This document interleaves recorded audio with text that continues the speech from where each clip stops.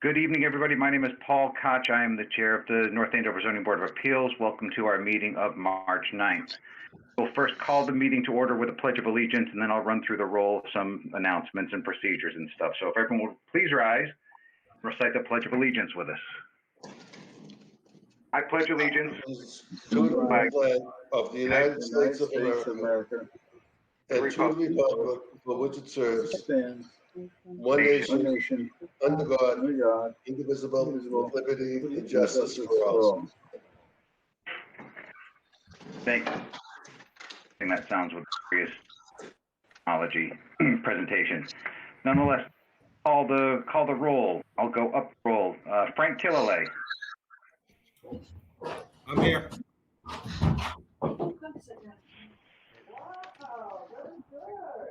Steve Seide, you with us? Present. Thank you. Michael Liss. Here. Thank you. Ms. Jacobs? Here. Thank you. Ellen McIntyre will not be joining us tonight. If she does, it will be Alan Kusha. That's my grandson. I'm here. Thank you. Ron Fagan, sorry. I am here. And I am here. We'll get into some announcements in a second. I have to do a supplemental reading of the governor's notice. Interim, if folks mute themselves, you can use the mechanical mute on your phone or on your screen because we get all sorts of feedback and it adds up. So if everyone mute themselves when it's your turn to talk, naturally we'll be doing some unmuting, but we'll do our best to have some mute discipline to reduce the static. I'll start with a supplemental announcement from the governor. Pursuant to Governor Baker's March 12, 2020 order suspending certain provisions of the Open Meeting Law, General Law, Chapter 30A, Section 18, and the governor's July 2nd, 2020 order imposing strict limitation on the number of people that may gather in one place, this meeting of the Town of North Andover Zoning Board of Appeals will be conducted by remote participation to the greatest extent possible. Specific information and the general guidelines for remote participation by members of the public and/or parties with a right and/or requirement to attend this meeting can be found on the Town of North Andover website, www.northandoverma.gov. For this meeting only, members of the public who wish to watch the meeting may do so on their televisions by tuning to North Andover GovCAM Comcast Channel 8 or Verizon Channel 26 or online at www.northandovercam.org. No in-person attendance of members of the public will be permitted, but every effort will be made to ensure that the public can adequately access the proceedings in real time via technological means. In the event that we are unable to do so, despite best efforts, we will post on the Town of North Andover website an audio or video recording, transcript, or other comprehensive records of proceedings as soon as possible after the meeting.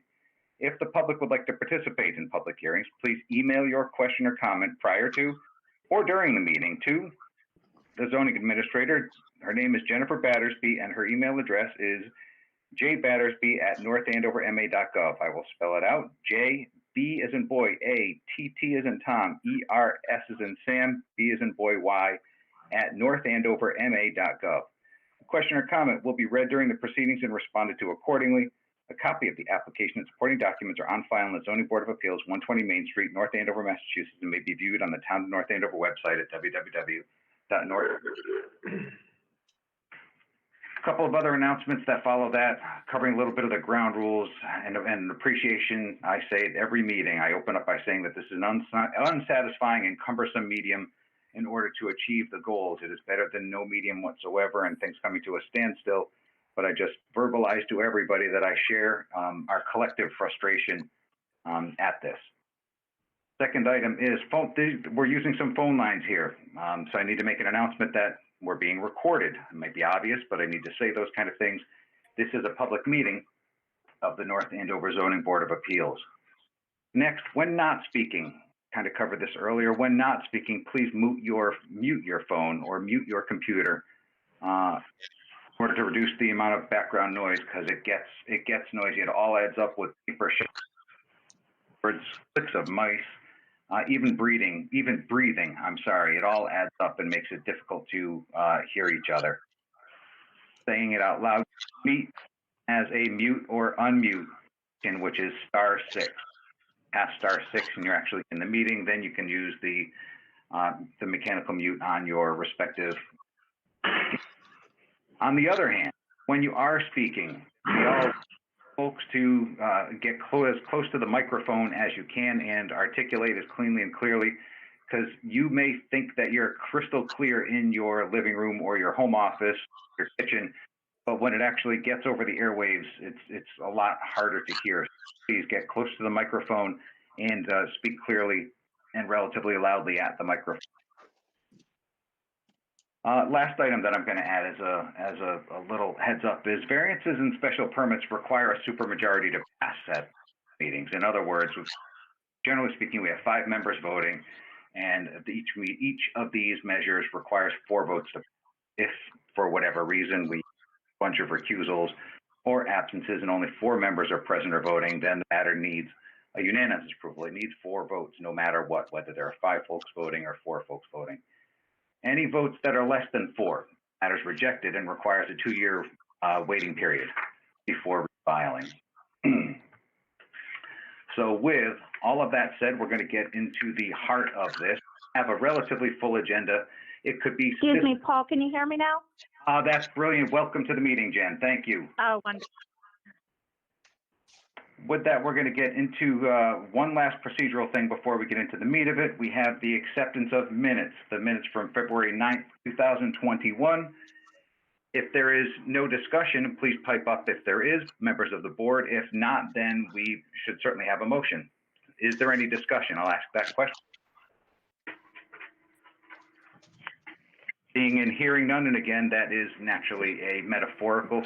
Seeing and hearing none, I'll ask if a motion. I will move to accept the minutes. That sounded like Ron making a motion to approve, accept the minutes. Is there a second?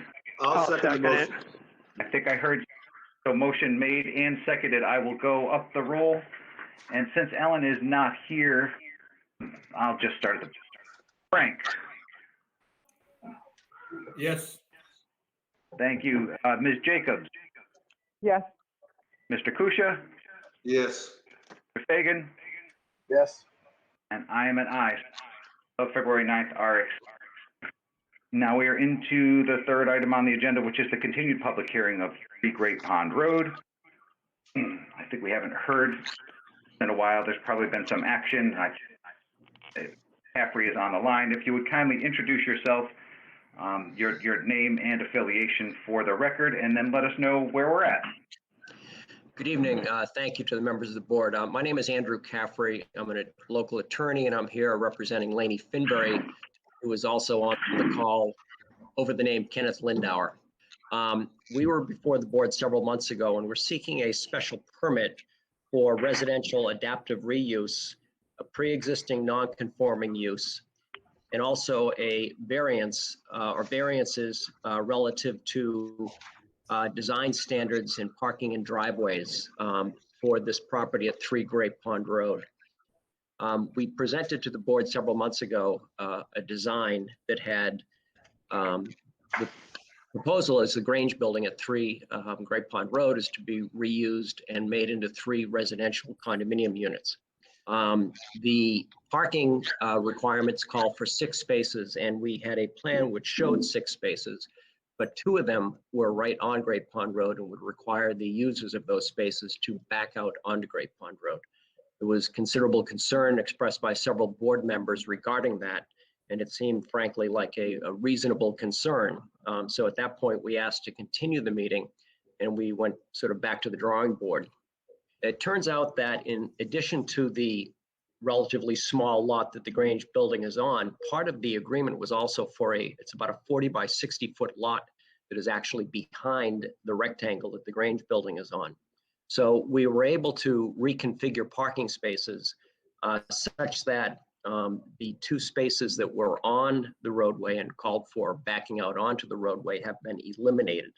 There has been a new plan provided to the board, which if you have that in front of you, earlier the 2 back out parking spaces were to the left of the building looking at it from Great Pond Road. So those have been eliminated, and the pavement that is on that side will also be eliminated. And that's, I think, valuable because that's just adjacent to wetlands. As you can see from the plan, the gradient lines are very close together. So there's a fairly steep slope there that goes right down into the wetlands. So what is being proposed now is the driveway will come in to the right of the building. and there will be 3 spaces behind the building. And then the additional 3 spaces will be in that 40 by 60 foot lot that is behind it. So we conform having the 6 spaces. The variances that we need are that there will be no accessible space, handicap space. So I believe they have to go before a different board to get permission to eliminate a handicap space, but they will do that. And then the other parking problem is that it calls for a driveway that I think is 20 feet wide. And due to the location of the building and the property line to the right, there's only 11 feet there. So that is one of the requests for variances, to narrow the parking area, or the driveway area rather, and then to not require an accessible space. Now, in terms of the property, it is obviously a very small, difficult lot. This building is a large building that was built certainly over 100 years ago as a Grange building, as a place for the public to congregate. And this was before cars and so forth. So it's a difficult piece of land to work with. And it's a difficult building, frankly, because it's a very large building. It's on 3 stories, but it's an iconic building just off the old center in North Andover. So this adaptive reuse will allow 3 residential units in the property. It will comply with the parking requirements for the number of spaces. And this is not a situation where you have a dry cleaner or a donut shop or something with a lot of strangers driving in and driving out. These will be 3 families that live there who know each other and will be respectful of each other. So I think the normal parking requirements can be relaxed because of the circumstances. And then at the earlier meeting, the board seemed to be generally favorable to the adaptive reuse and the fact that the building will stay as it is visually. There will be no change to it. I'm sure windows will be replaced and siding probably will be replaced and so forth, but the structure itself will stay the same. Lainey Finberry is in the business actually of historic restoration, and this is a project that she's anxious to take on and to make into something that's useful to the town, put it back on the tax rolls, and to create some different housing in the town, 3 residential condominium units here. So that is the basic plan. I'm happy to take any questions that the board may have, but we think that, based on the size of the lot, the wetlands, the slopes, the size of the building that's there, that this is really the only practical reuse of the building. You could make no commercial use of it because of parking and the driveways and so forth. So we think this is a reasonable resolution to reusing this building. Thank you very much. Any reactions? I have a question. The land that you propose to put this parking on, is that a separate lot and you have control over that lot? Is there a deed for that lot? What is the status with all of this extra land? Yes, there's a purchase and sale agreement that was provided months ago in the initial filing from the Center Realty Trust.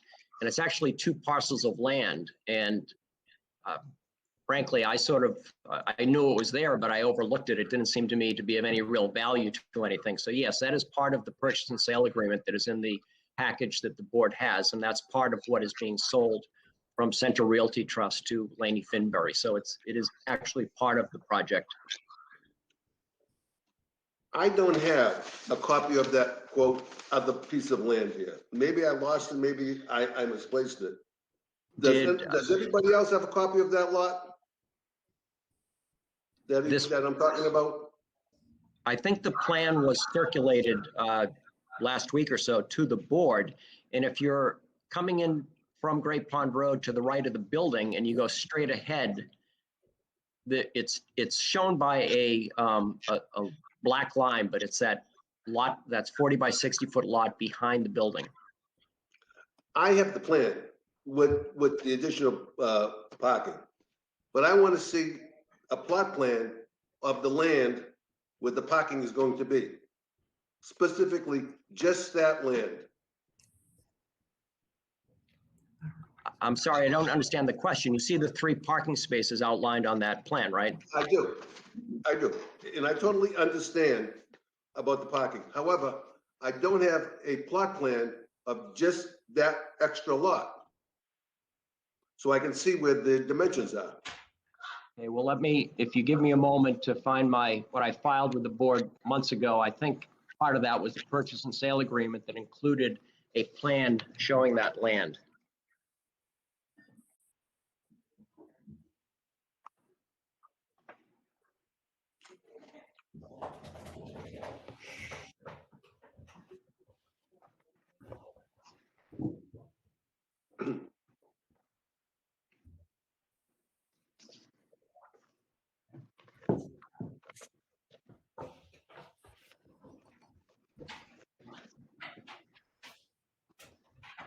So I have the PNS in front of me, and Alan, it says under description, the land with buildings thereon commonly known as 3 Great Pond Road and rear parcel of North Andover. I'm not seeing attached to the actual PNS any sketches, if that's specifically what you're looking for. So I'm not the only one that doesn't have that, Alex, correct? Well, I'm saying I have the PNS. No, I have the PNS. No, I have the PNS. I want to see a plot plan of that extra lot of land where the parking is going to be. What Well, what would the Okay, so I have a question. that you're looking for, Alan? What would that show that is not shown already on what the applicant has provided? Well, I'm going to tell you about what it shows. I drove by there this morning, as a matter of fact, and I would just like to see the parameters of the lot. I mean, it looks like the 2 other houses, but that's their land. And I would just want proof that that's her land, that that's included with the PNS. Well, Alan, I mean, I can say this, looking at the PNS where it says and rear parcel, you're not going to, I don't think, find anything more specific than that. All right. I just don't want to grant easements and licenses for people to park on this land. I want them to own the land. yes, they will own the land. We're not using somebody else's land or doing it under license. It'll be part of what is conveyed from Center Realty Trust. Mhm. Now, another question I have is the topography of the lot. What's going to happen with the topography of the lot? The way it slopes way down. With the topography of the main lot, Of where the parking is going to be. well, that actually is quite level. I mean, we'll have to go to conservation, but I think we're outside of the 50-foot line from the wetlands. And we have to go before the planning board for site plan review, and certainly those drainage questions will be part of what they do. I don't know if they may require us to use a permeable surface back there as opposed to hot top, but for the zoning board purposes, I think we have the space and we have the ability to provide the parking that's required.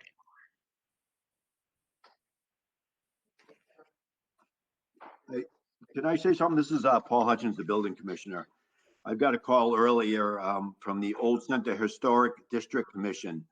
They have not even been approached on this. So it's very important because all our boards can approve this.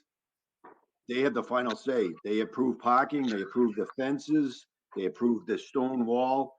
They've been asked to be notified and talk to you guys, and they've been ignored. So they called me in to just mention that this is pretty important, that they have to be discussed with this. And they have not even been talked to at all.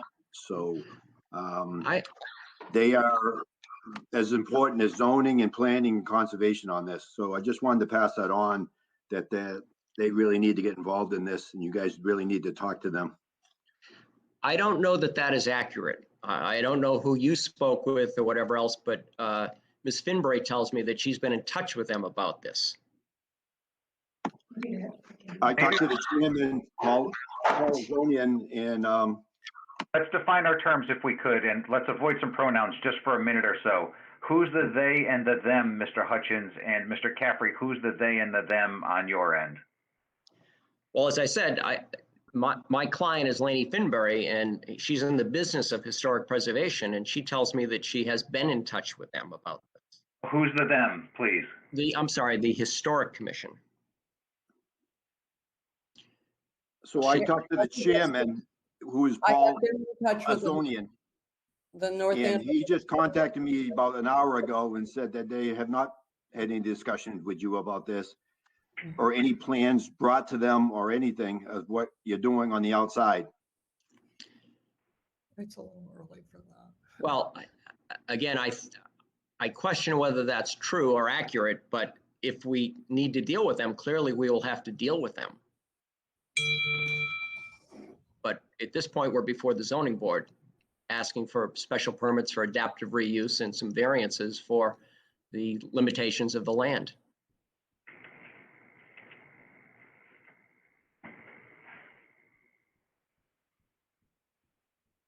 I was asked to announce that because he's very frustrated, and that's why I'm announcing it. I'm not saying right or wrong. I'm just asked to say that this is a very important step, and we haven't heard anything about the plans with them.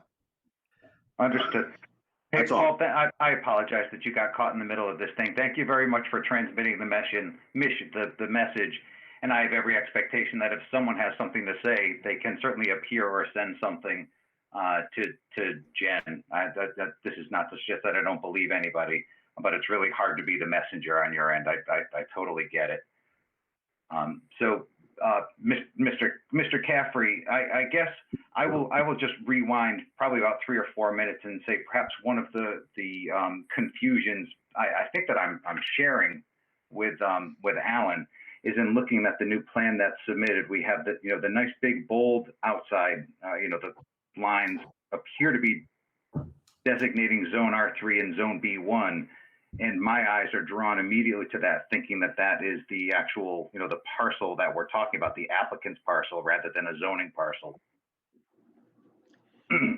Yes, the engineer has shown the line between R3 and B1, and the parking space, the parking area for those 3 spaces will be in the B1 zone. But it is part of the land that's being purchased. Understood. So the land in the PNS is the well, it's not really a box, but it's whatever the parcel is that is surrounding the building of 3 Great Pond Road. And then immediately to the right, which is the south, is a box that appears to be about 59 feet by 40 feet on which Exactly. spaces will rest. Exactly. All right. Thank you for that.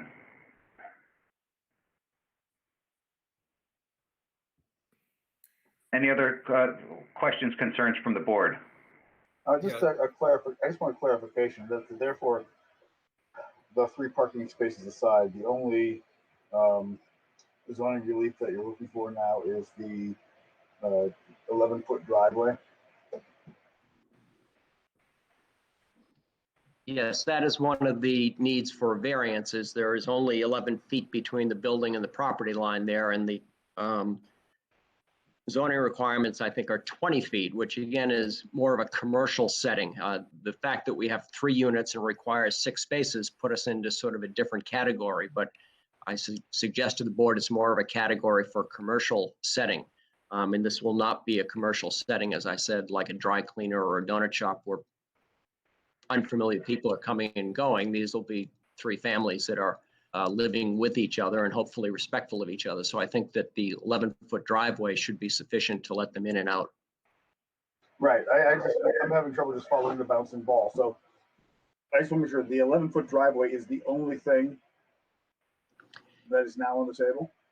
There are 2 requests for variance. One is the 11-foot driveway diameter, and the other is there would not be an accessible, a handicap spot among the 6. Which you go to another board for. I'm sorry? You said earlier there will not be a handicap spot, but that relief is granted by a different board. Yes. So tonight we're just looking at 11 feet. Correct. Well, no, your zoning requirements call for an accessible space. So you would need to give us a variance from that requirement. Then plus, as I understand it, I think there's another board we have to get permission from relative to this. Okay, thank you. So, Ron, I think I'm hearing you loud and clear as well, because I actually don't even have I must have misplaced it somewhere along the line. I don't even have the notice, which is articulating the relief, the first relief requested.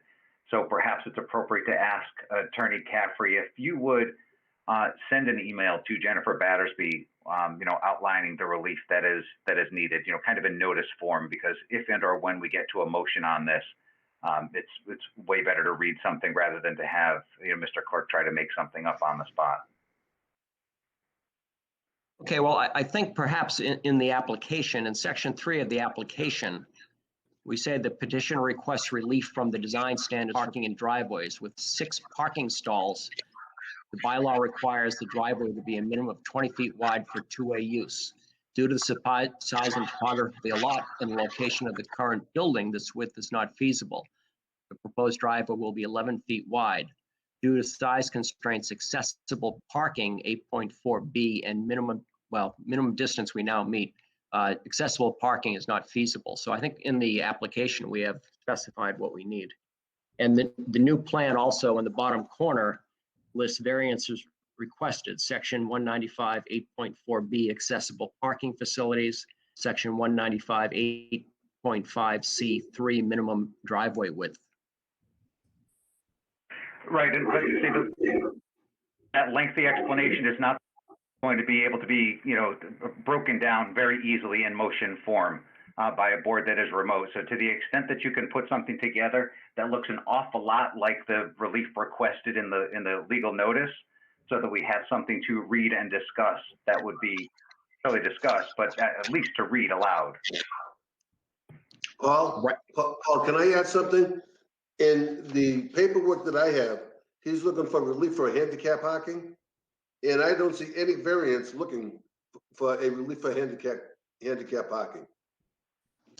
Well, accessible parking is handicap parking. In whose mind? In the zoning bylaw, I believe. All right, I'm just asking. Paul, are you asking for me to do that right now or subsequently? Well, I guess I would, like, if we think that this is headed to a motion tonight, then we'll need it, presently. If we think this is going to be kicked over to April, then, at our leisure is totally. I would prefer to try to keep it on track tonight if we can. We're hoping to go before the planning board in a couple of weeks, I think. And as you know, this has been dragged out, not through any fault of the boards, but just through our getting our act together. Understood, and therein I think lies the request. If we can get something buttoned up so that the board can act on it tonight, that'd be extraordinarily helpful. Okay, will do. That being said, I am in no way seeking to squelch the conversation here, members of the board and members of the public. The conversation is going to continue. Just out of expectation tonight. So with that, Attorney Caffrey is certainly on board with that. Looking up and down the table, is there anything else from the board on this matter? This is Alexandria. I just wanted to throw out for Alan's satisfaction, there is a parcel behind 3 Gray Pond Road that is owned by Center Realty Trust. It's classified as an unbuildable lot with a location on Johnson Street. But there's no frontage on Johnson Street. That's why it's unbuildable. What it is because I think it's because of the location. First off, it is landlocked, but it is its own individual lot that the town of North Andover does have a property record card for, separate from 3 Gray Pond Road. Sounds good to me. Very good. Thank you, Alex. Looking up and down the table, this is your cue. Jump on in. Hey, this is Steve Seide. This question does tie into the accessible parking. And I would just like an explanation.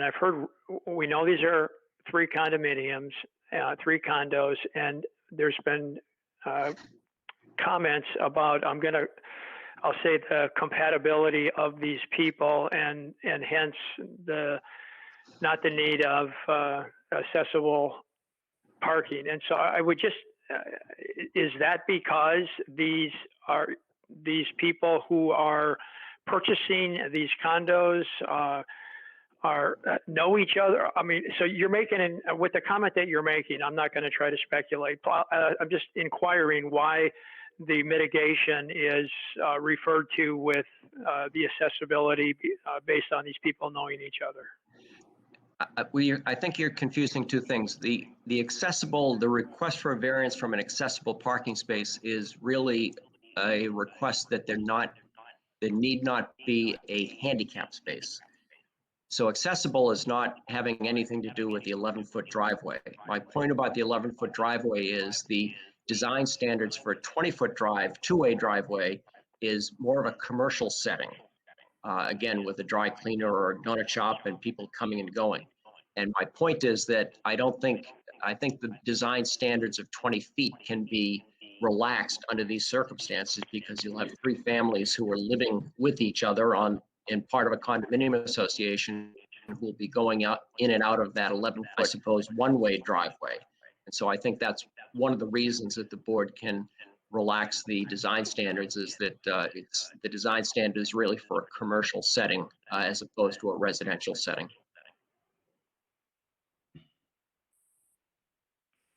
It still hasn't satisfied my question about then the handicap. Okay, so just tie that into it as well, please. Well, you have an old building. It's been around for a long time. It is not handicap accessible. So the likelihood or the possibility of somebody with a handicap who needs handicap parking being a resident of this building, I think is very remote because the building just won't be accessible. So you deny somebody the ability to purchase if they're handicapped? No, if they want to purchase it and if they can deal with it, they can. We're not denying anybody, but I'm just saying the practical matter is that we're trying to save an old building in the town and keep it as what it has been, in terms of a property I think the town has been proud of, the Grange building. And for this use, I really don't know what use will be made of it. And I just don't think there's a need for accessible parking because the likelihood of somebody with a handicap that needs an accessible parking space using this is unlikely, I think. So have you approached the Mass Architectural Access Board for waivers or variances? Because when I've done historic renovations before, I've had a lot of trouble. I'm sorry, what was that? Well, in my experience with renovating historic buildings, I've had challenges getting those waivers from the Architectural Access Board. So will you be going to them to get the waivers for the parking and for access to the building as well? I believe we're required to do that. That's my understanding.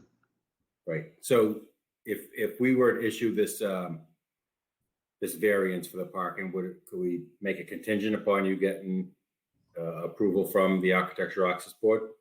Well, I don't know that you need to make it contingent. I don't think without them that we can go forward.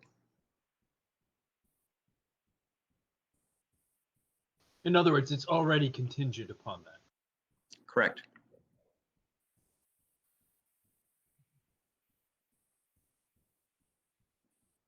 I mean, the last time the board seemed to be generally favorably inclined to allow the preservation of this building and the reuse of it. And the concern was those two parking spaces. And we took that to heart and we've resolved that issue, I believe. And I think that, Well, I think this is the last chance perhaps for the preservation of this building. And I don't think what we're asking for is that radical. I think some members of the board, and I will throw myself in this, the parking also could have been handled by making it a two-family, not a three-family. would have also addressed the issue of the parking. I'm a lawyer. I've seen condo owners sue each other. So the notion of like each other doesn't really hold any water. I get concerned with such a small entrance and exit in this location.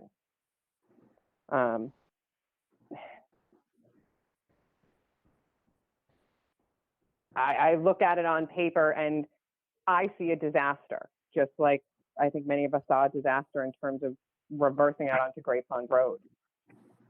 Well, I appreciate that, and we agreed with you, and we've resolved that. But whether this is just 2-family or 3-family, you're still only going to have an 11-foot driveway.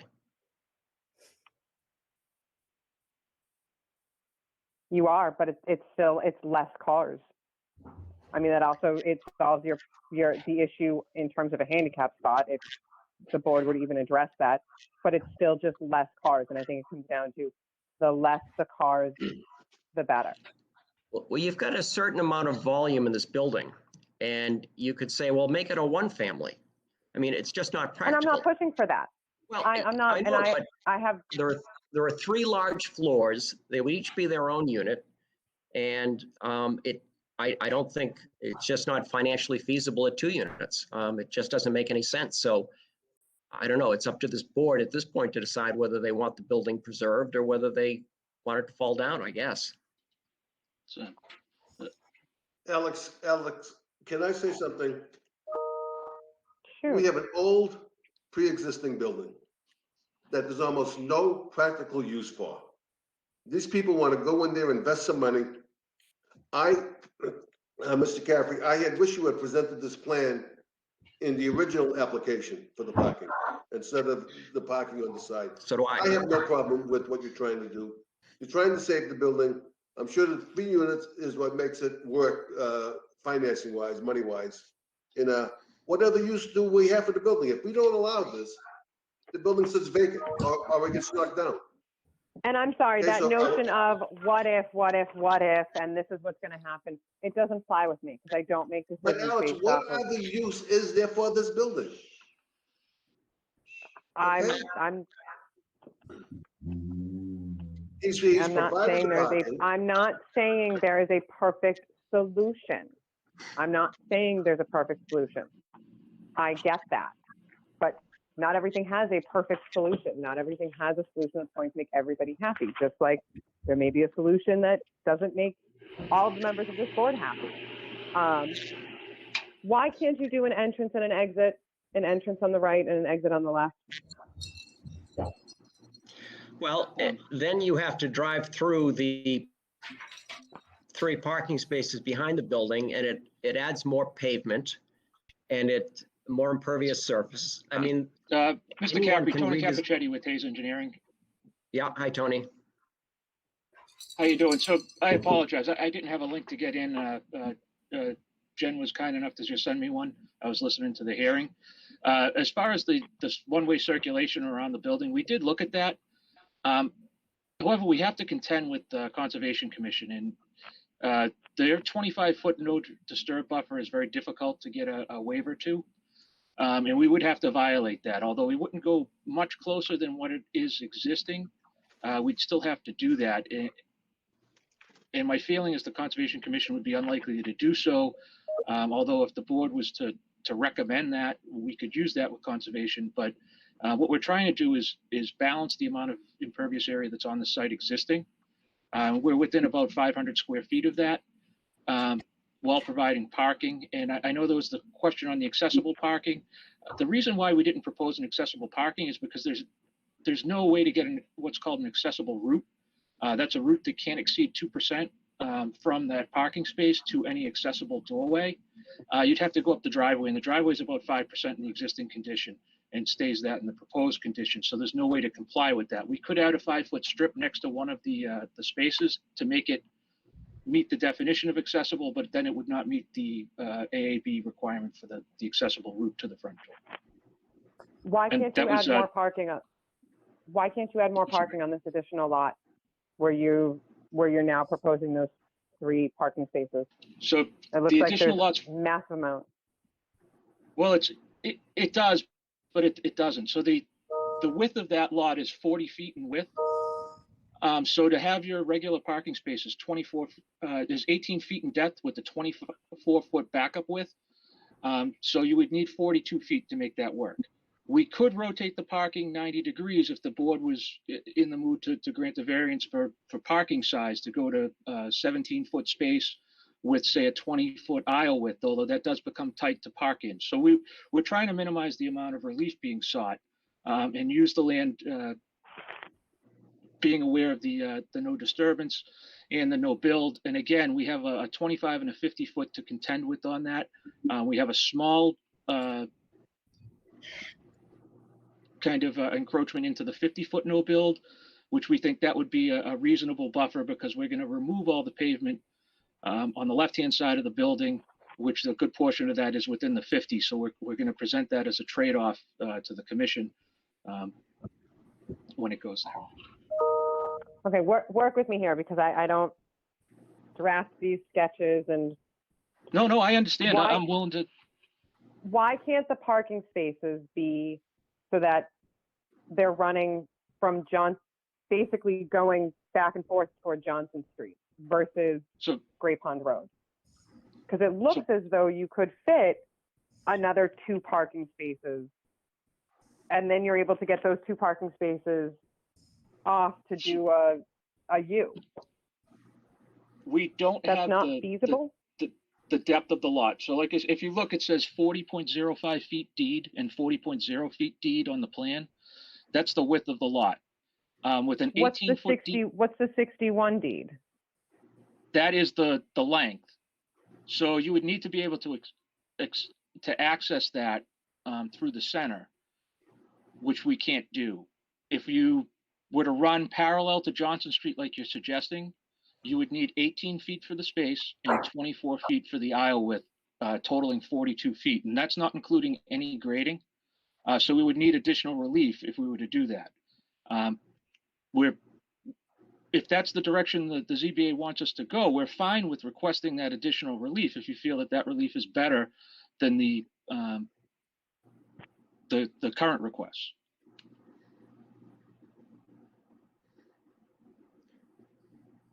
I mean, I don't know where the rest of the board members stand on it.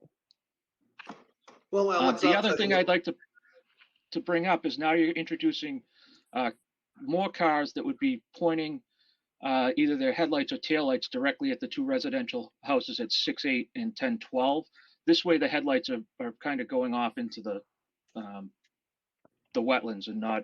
So put the parking spaces on the other side so that they're facing toward the wetland. You're still dealing with 61. If the relief so if the relief to get the overall width of the driveway aisle plus the parking space plus the retaining wall, we would get relief down to 40 feet, we could do that. But again, you're also talking about reverse lights and tail lights that'll be visible from someone's bedroom in that way versus trying to keep them away from being normal to the building. What's the trees like in this? Hold on, now I have to look. We do have a significant amount of trees. There's also some invasive species in there. We're trying everything we can to work around the 30-inch. Excuse me. What was the question? I said, can there not be a fence put in to derail light going into neighbors? I mean, again, I'm one person on the board. I have no idea where other members on the board feel about trying to move the parking space to utilize, because you bring up this square block of extra land, and it doesn't seem like it's being utilized to, its potential. Well, the bottom line is this is a very difficult, small site with a lot of inhibitions. I mean, whether it's the wetlands or whether it's the zoning requirements for the width and length of a parking space and what the backup area is supposed to be. And Tony has done the best he can in terms of coming up with a compromise on this. This gets rid of the pavement next to the wetlands on the left side of the building, and it provides parking that's necessary with the headlights not bothering the neighbors as much. There are different ways to do it, but this is what he has designed and what he thinks is the best, and this is his business. I understand that, and I appreciate that, and I'm not trying to step on somebody's toes in a profession that they're far more capable of than I am. But I turn around and look at having people coming in and coming out in a very small area. Well, I think the average driveway is 12 feet, maybe. You're 10 talking feet, the 12 average driveway of a residential what? home is Correct. 10 or 12 feet, I think. And our limitation is 11 feet right at that one point.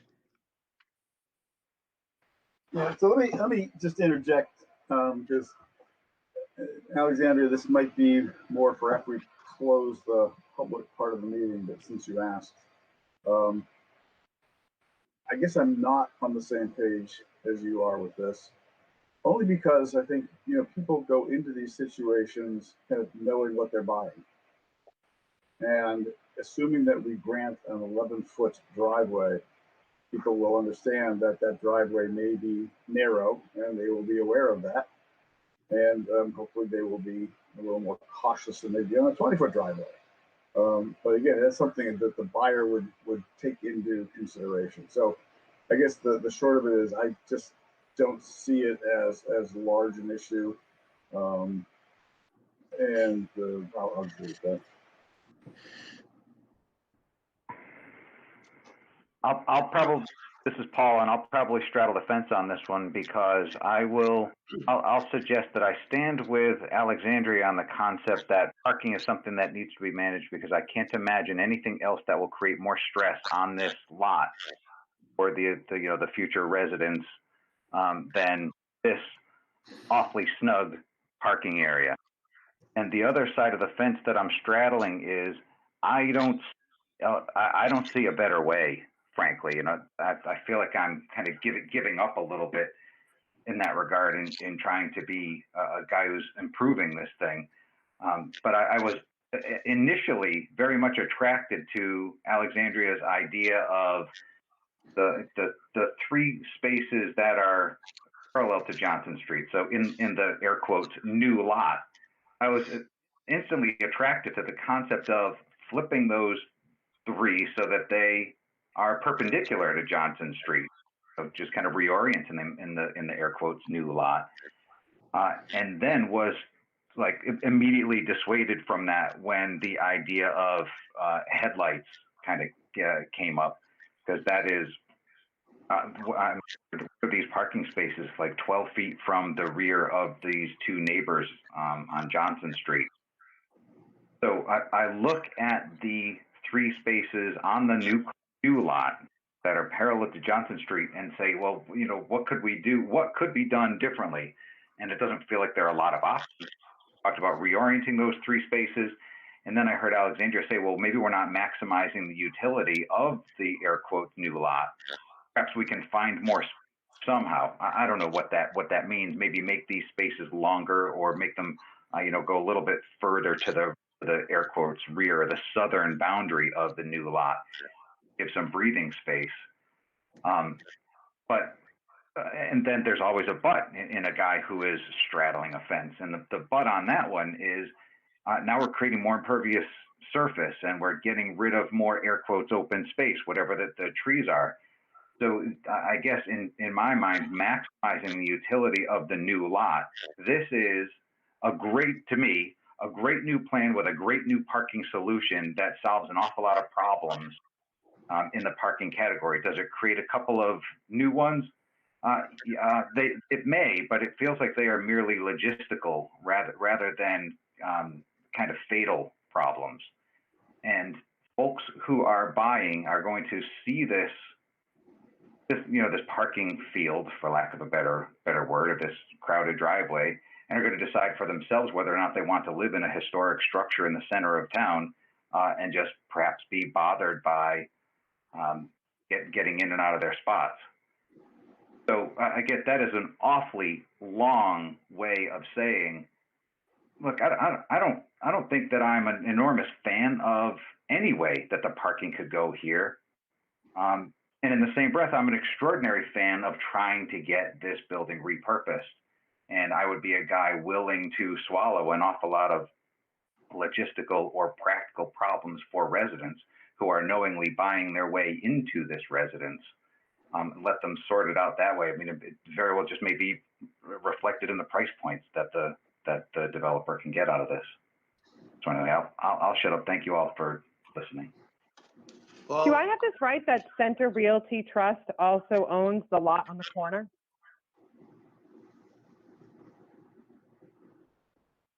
Right next to 3 Craypond Road? Hay Scales building, I believe so.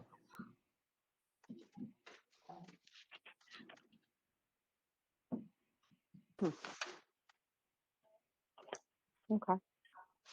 You know, Paul, I have to go along with you.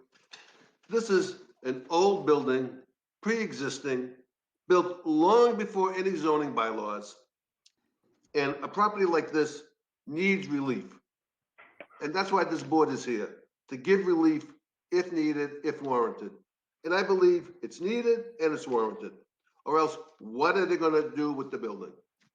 I think it's a nice plan. Like I said earlier, Mr. Caffrey, too bad you didn't present this in your original application instead of the other plan. But I see you've done what you can do with what's there. And like the chairman says, is it perfect? No. Is it acceptable? Yeah, probably. Only because of the circumstances of a pre-existing building that could never be built with today's bylaws. So I urge the board, let's go forward with this. Thank you. To address to the chair, would this be a good time to close the public comment and open up for deliberation? Well, yeah, it's a great time if the board has exhausted its conversation with the applicant. If there are any more questions or comments from the board to the applicant, then this is the time.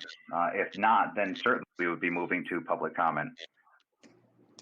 So with that, the metaphorical looking up and down the table continuously, anything else from the board? I have no more questions. I'm all set. There's nothing else from the 3 times. Look to Jen Battersby. Do you have anything in queue? Either folks who are looking to speak or anything that has called in or telephoned in? I just have one comment from Kathy Stevens. She says that the PNS includes the rear parcel. She is a trustee of Center Realty Trust, and that's all I have. That's helpful. Thank you. Well, then, nothing else. If there's nothing else from the public and the board has exhausted itself, I will look up and down the table and say, hey, since we've heard kind of the extent of public comment tonight, anything else? Or there are, maybe it's appropriate to deliberate. Again, looking up and down the table to see what the board's thoughts are. Do you need a I move motion that we to close the public comment and move to deliberation. Yeah, second. Motion made and seconded. I will again do a roll. You know, perhaps I should ask you this again as well. Who is going to be, since Ellen is not here, who is going to be voting on the substantive matter? Steve Sidey. Thank you. So motion made and seconded. Well, we're going to do all by roll. We'll start with Michael. Aye. Ron. Aye. Alexandria. Aye. Alan. Paul, I'm sorry, what is the motion? Just to close public comment. Close public comment. Move to the board deliberation. Aye. Yes. And I'm an aye, so we're 5-0. Public comment. Move to public deliberation. While we do this, Attorney Caffrey, if you would scratch together the motion, basically, or the relief request. And Okay, and again, Jennifer's email is J Batters. So J, it's the letter J, and ATERSBY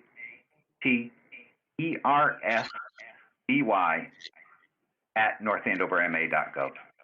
okay. Thank you.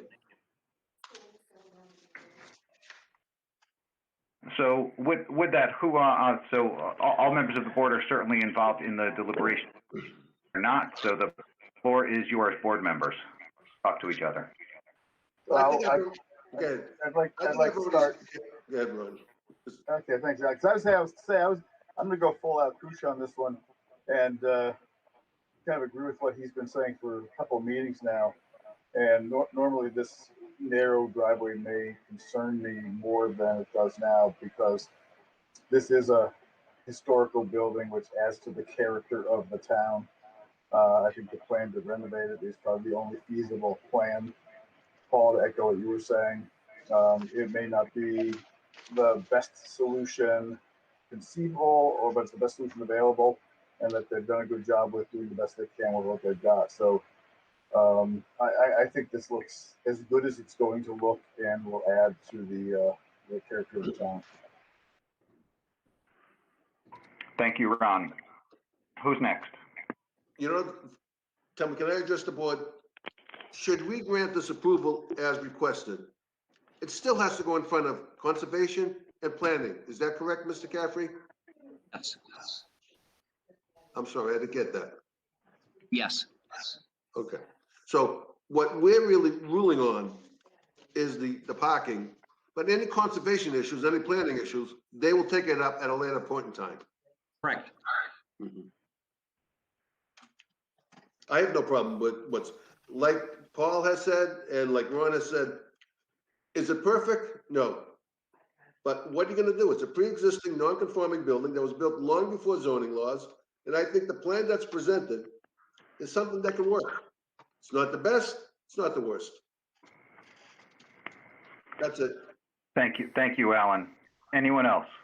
This is Stephen, just commenting that I don't have anything to add. I think it's been thoroughly discussed. Thank you, Steve. Anyone else? The only thing I'll add is that when I looked at the plans last time it was in front of us, and I listened to the concerns of this board, I thought to myself, I don't know how you could possibly meet those requirements, because it just, like, the plot didn't look like it fit what we wanted them to do. Given that, I think that this is the closest possible plan you could get to meeting what we wanted. As others have said, it's not perfect, but, like, given what we have, this is about as good as you could possibly get. Thank you, Mike. Anyone else? I'm the lone wolf here. I still think they could have made a better effort on that extra parcel that they've thrown in there. But that's obviously going to continue to be a unknown issue. I still think there's issues on that street with such a small driveway. I think you're seeing a car coming out, and if someone's whipping to come in, it creates issues. Thank you, Alex. So Alex, what's the purpose? Keep the building empty? That way there's no cars? And the building Okay, falls into first off, disrepair? let's not go to an extreme here. I understand the issues with the building. I get it. Issues could have been resolved by dropping it down to 2-family, not 3. But then, of course, you throw in the financial aspect of it. I get. Again, what I'm saying, I think there could have been an effort other than no, it'd be really hard. I'm not sure it would work, to try to maximize that space better. There could have been an effort, and you can't sit here and tell me there was an effort to fully maximize it, because there wasn't an effort to fully maximize it. There was an effort of throw 3 parking spots right there. We're good. We're done. That's all that was done. So if you sit here and talk about the non-conforming and the zoning laws. Well, in that case, why don't you just throw out the requirement for some of the parking spaces? So I think there could have been an effort. I'm not saying ditch the project. I'm not saying keep the building vacant or let it, crumble. I'm saying an effort.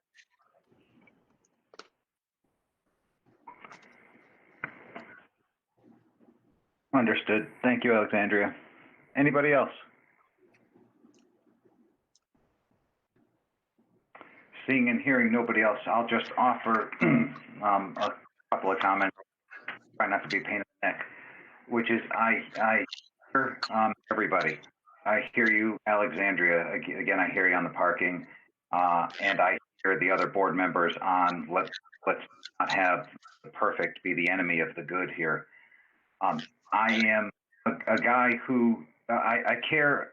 Like everybody has kind of their thing, and my thing, which I think everybody knows, is trees, saving trees. We oftentimes don't get the opportunity to look at historic structures, but if we were looking at historic structures, then my thing would be any and everything possible to keep them around. It's not easy to keep them around. Part of the reason it's taken is because it doesn't have it doesn't have a lot of uses. Parking is the Achilles heel of using this building and this parcel. All that being said, this applicant found a use and a person willing to try to make a go of that use that is going to keep the Grange building, which is an extraordinary, to me, town benefit from a land use historical town perspective. Rosemary, when we were talking about the Osgood Landing project and the marijuana cultivation there, she was talking about the town's brand with a lot of energy. I think that the town's brand is in many ways symbolized by the project. Keeping this building around is the town's brand.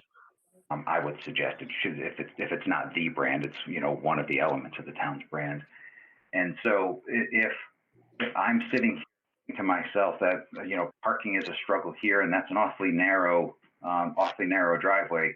I hear both of those things. I agree with both of those things. Say both of those things.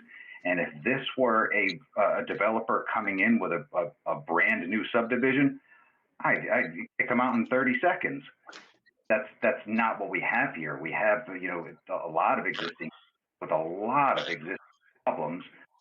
And Alan said this was way before we had zoning codes, and which is not to suggest that the only thing keeping folks, safe out there in the world. But it certainly is what the bunch of us on the conference call tonight focus on.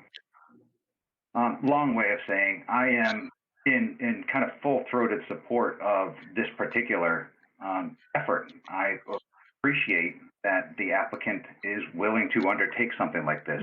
Alan routinely offers gratitude to folks who are taking, an old structure or a bad structure, decrepit structure, neglected structure, and taking a chance by investing money into it and hoping that they can make a buck at the end of it. And I would suggest that this project is absolutely one of those that Alan has already, only echoing his sentiment. I feel like there's a tremendous community benefit in keeping this symbol around, keeping this building around, keeping this image around. And am I kicking the can down the road, Alexandria, by saying, hey, the three families that live in here, you know what, they might bump into each other's bumpers in the parking lot, or might they have a tough time getting out on road at 7:30 in the morning on a Wednesday. Both of those things are true, and I think that any buyer is going to be wide open eyes. So once again, I have to be disciplined about just myself to shut up and say thanks to everyone for their participation tonight. With that said, perhaps I will punt to Attorney Caffrey and suggest, have you been able to send anything to Jen so that we can make a motion tonight? Yes, I did. Jen, have you, I'm pulling up my computer now. Jen, have you circulated that around? Yes, I have. Mr. Clerk, have you received? I'm going to be honest with you. My grandson is gone, and I'm looking at all these happy faces. How do I retrieve this email? Would it be perfect? Maybe I'll ask Alexandria or Ron or Alexandria. Do either of you have the email? Alan, I'm not trying to dismiss you. I'm just trying to. No, Paul, no problem at all. I haven't gotten it. I have it, and I've got the notice up in front of me. Then, Alan, if it's all the same to you, would it be all right if Ron made the motion? Absolutely. He has my blessing and my permission. Thank you, Alan. Ron, if you're prepared, would you make the motion? Yeah, just to take me through the form. How do I move it and read this at the same time? I'm sorry, what was the second half? How do you what? What is the proper form for the motion, given that I've got to read this document? Oh, that so instead of the applicant is requesting, perhaps, say the board hereby approves, because all motions are made in the positive. Okay. Hereby approves a special permit pursuant to the Town of North Andover zoning bylaws. And you want all 4 paragraphs from that point on? Yeah, I think they're only, yeah, so, Okay. yeah, yep. All right.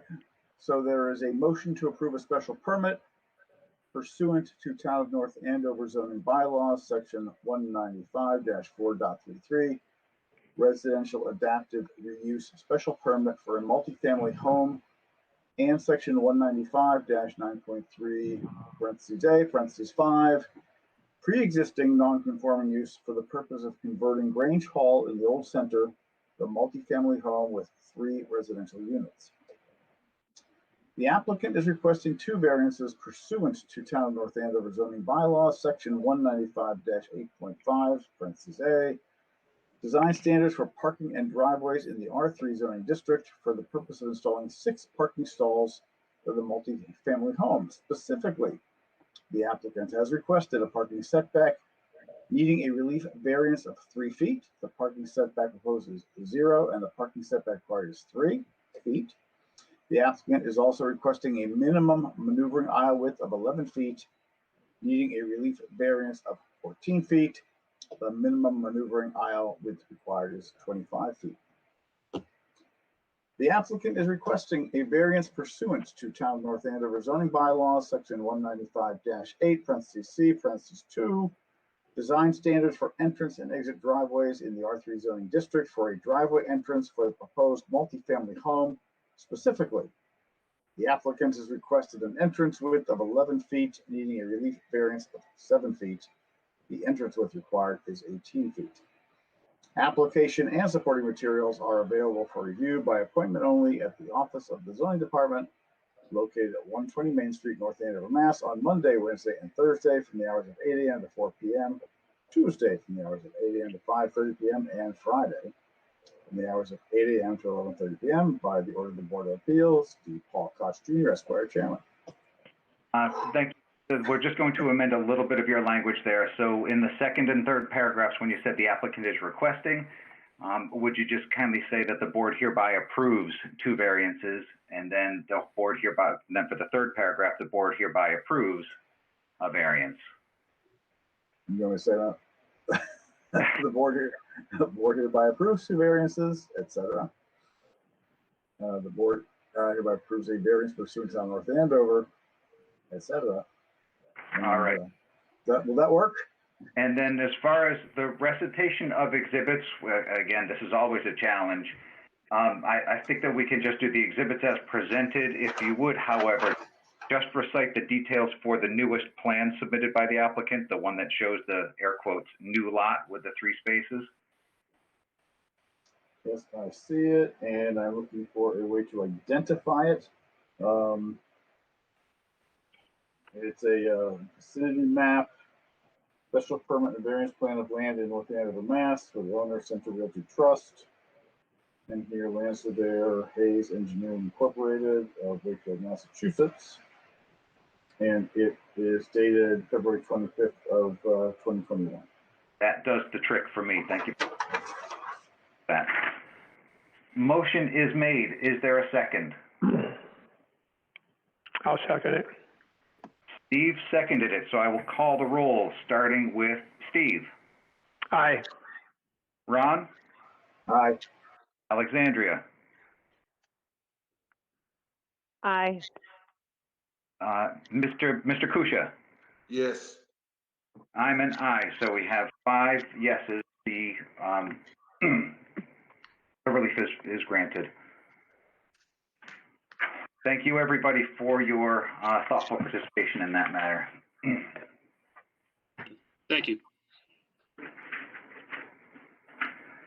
So next on the agenda is the continued public hearing of Beechwood Drive. Do we have folks from Beechwood Drive with us? Yes, Mr. Chairman. And if you would, for the record, we did a little attendance earlier in the evening, I know, but now we are on the record. So if you would kind of identify the folks on the applicant team here. Yes, myself, Bob Duval, I'm an engineer with TF Moran representing the applicant. And we also have Jason Hill, who presented last month, also from TF Moran. Joe Mendola, representing the applicant. And Brian Poitras, representing the applicant. Chris Norwood, representing the applicant. Matthew Robinson and Joe Robinson, representing the applicant. I think I've got everybody on our team, Mr. Chairman. That's great. Thank you very much for the introduction. Why don't you tell us where we've been since our last meeting? Well, as you know, this was presented last month. What we're talking about is lot 3450 on Beechwood Drive, a vacant lot of 2.8 acres, where a 90,000 square foot climate controlled self-storage facility is being proposed. However, in order to move ahead with this application, we need a variance from section 195-7.1A of the town code, contiguous buildable area, where 75% of the minimum lot size of the zone is required to be contiguous, and that's exclusive of, in today's definition, exclusive of the any resource areas, wetland resource areas, including the 100-foot buffer.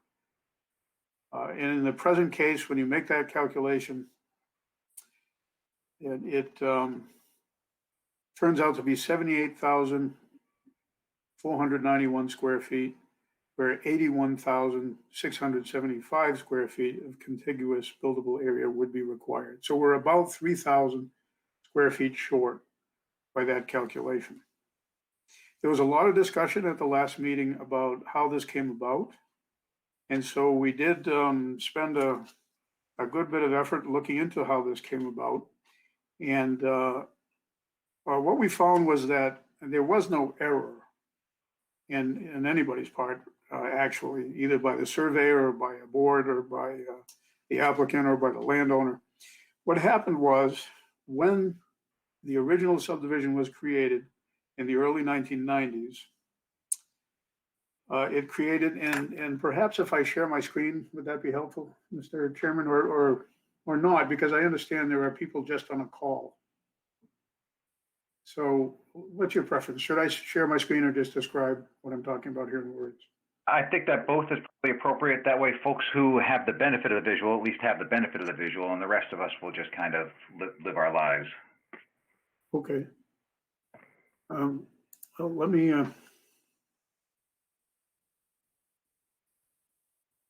see if I can get the right. Can everybody see my screen now? Nope, I can't see it yet. I cannot see it either. Okay, let me try again. Can people see this screen now? Nope. I can't. Nope. It should show a plan of land by Christensen and Sergi. No, I don't see anything at all. I still see just the grid of people. Maybe I'll ask Jen. Jen, does the applicant have permissions to share screen? Yes, I do.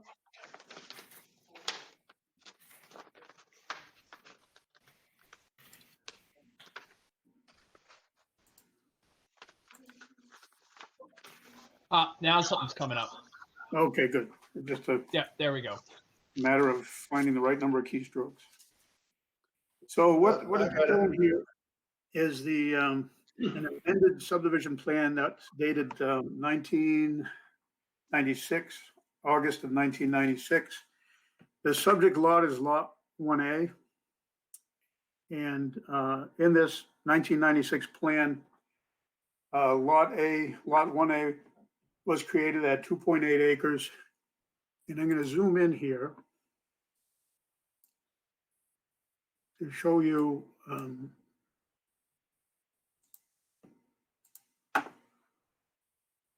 the zoom is not working.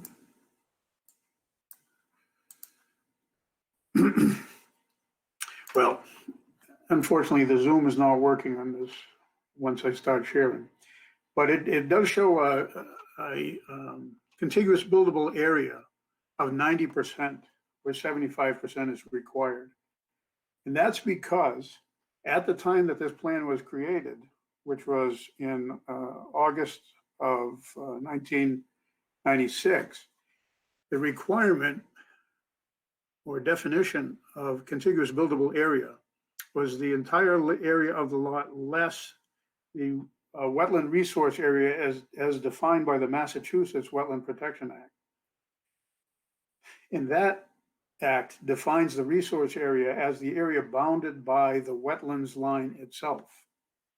It does not include any buffers. It did not in 1996, it does not today.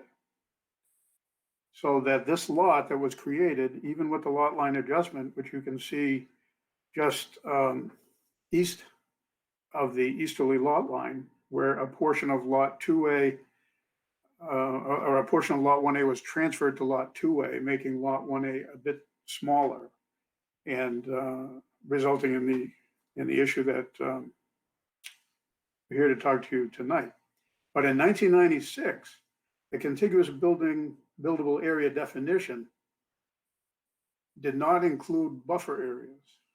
That came in when the town of North Andover adopted its own Wetland Act in May of 1999, and they amended 195.7.1A in the definition of contiguous buildable area to include the 100-foot buffer. And so when that is done, the additional area that's added on to the wetland resource itself reduces the contiguous buildable area just below the required 81,675 square feet to 78,491.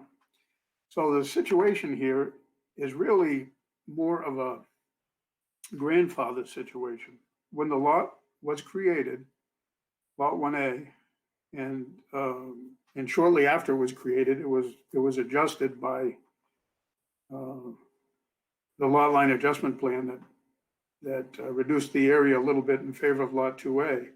At the time that lot line adjustment plan was approved in August of 1996, it still conformed with contiguous buildable area. So that was a buildable lot of record at that time.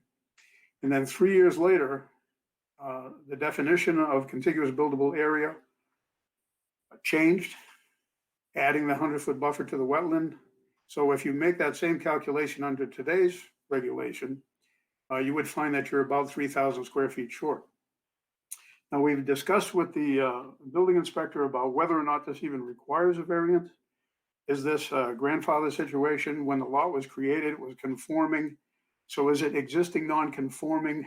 And should we even really be here tonight was the question. And the consensus was, and we agree, that it makes sense, having started this process here at the ZBA, that we explain the situation to this board. And so we may or may not need this variance. That's not clear legally at this point, but at the very least, we would like the support of this board to go ahead with development of this lot. Because even if a variance were required, the difference that we're talking about is only 3,000 square feet. You know, that's I don't know, sort of a medium-sized house square footage, 3,000 square feet. It's not a whole lot in a 2.8 acre lot to be short of this requirement. And it was conforming at the time that the lot was approved. So with all that by way of introduction, you've already seen the exhibits that were presented last time, but I'm just going to briefly show you again. Now, can you see a different plan? Can you see can you see the site plan? No, same drawing is still up. It's still the same.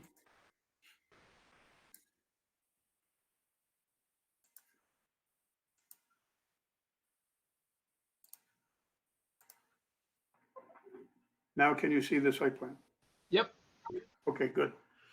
All right, well, this shows that same lot that we were just looking at, the lot 1A,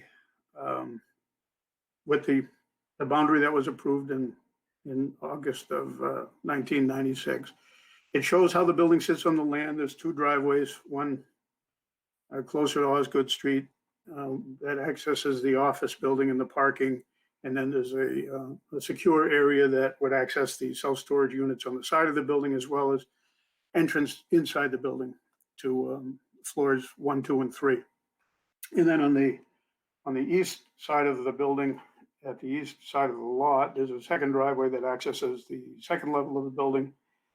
Again, it's a secure access to allow access to the self-storage units facing the outside, as well as to the interior of the building and the interior units. And I'm now going to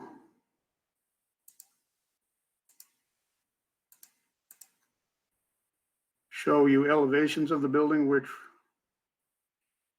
were submitted, so that even if you're on a phone call, you should have them in your package, but I'm going to put them on the screen.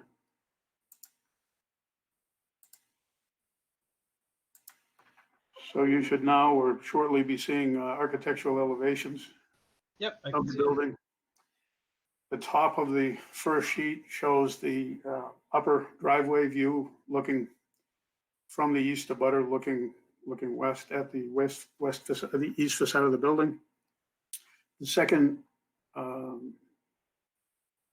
the bottom half of that sheet, the second elevation view is standing on the west side of the lot, looking up at the building, looking at the office, which is the red accented area to the left, and the self-storage units are the sort of a purplish door.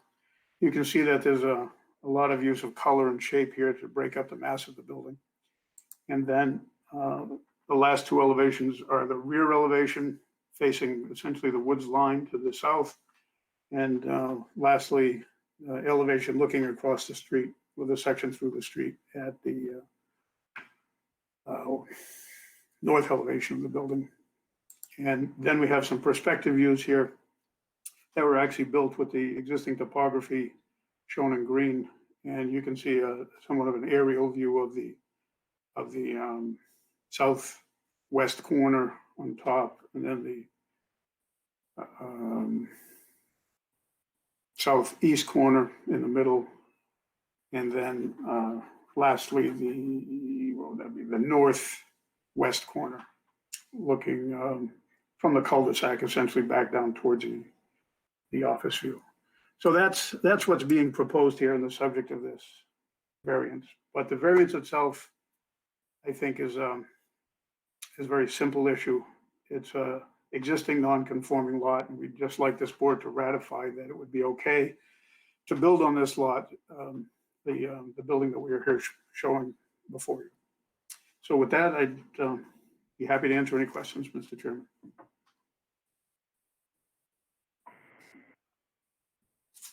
Anything forward? Yeah, just to be sure, the only variance that we're going after is the contiguous footage, and nothing else with regards to any sort of setbacks. That is correct. Thank you.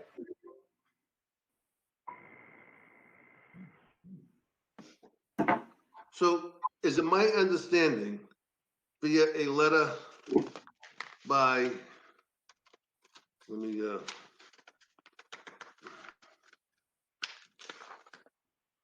Jason Hill. And Jason, basically, this lot was grandfathered back in in the day that it was a legal lot, correct?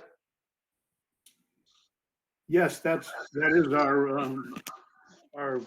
what our research has told us, is that when this lot was created, it was properly created. If I could have zoomed in on that other window, you would have seen the calculated CBA, which is in excess of the required need per the definition at that time. So at the time this lot was created, it was a legal lot. Correct. And as time passed on, it became a non-conforming lot because of new laws. Is that Correct. correct? That's what our research has told us. The law was created in 1996, and then the definition of CBA changed in 99 after the lot had been created and approved. After the lot was approved. Yes. So the way I see it, and maybe I'm wrong, it's a legally grandfathered lot here. Yes or no? Well, we're not lawyers, we're engineers. And it seems to me that this is a legal grandfathered condition. We did talk to the building inspector about it, but he did think that it would be wise to come back to this board, explain the circumstances, and throw this in your lap, basically. So in order to cross the Ts and dot the Is, you want us to grant the variance for this 3,000 odd square feet Yes. on which I believe is a presently grandfathered lot. Yes. Okay.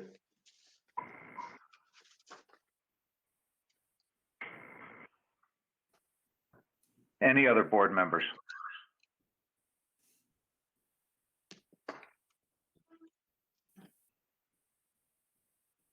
Looking up and down the table, any other board members? Nothing here. I would like to hear if Mr. Hutchins has any input on this in terms of his feelings on whether or not this lot should just be legally grandfathered or whether it needs to come before the ZBA. Okay, you ready?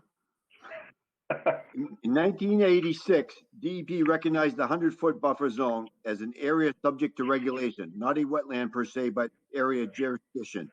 1987, the GovCAM amended its bylaw to include the 100-foot buffer zone as an area of regulation. So I don't know where he's getting this 1999. In 1990, the SJC ruled on a challenge to the GovCAM's local regulations, which memorialized the 25, 50, and 100-foot buffer zone as regulated resource areas. In 1990, SJC ruling dates makes me believe the regs were adopted prior to 1990 because litigation like that can take a couple of years. So talking to ComCom, it was in effect in 1990, and this lot was established in 1996. That's why we pushed it to go before the zoning board to get a reduction on the CBA.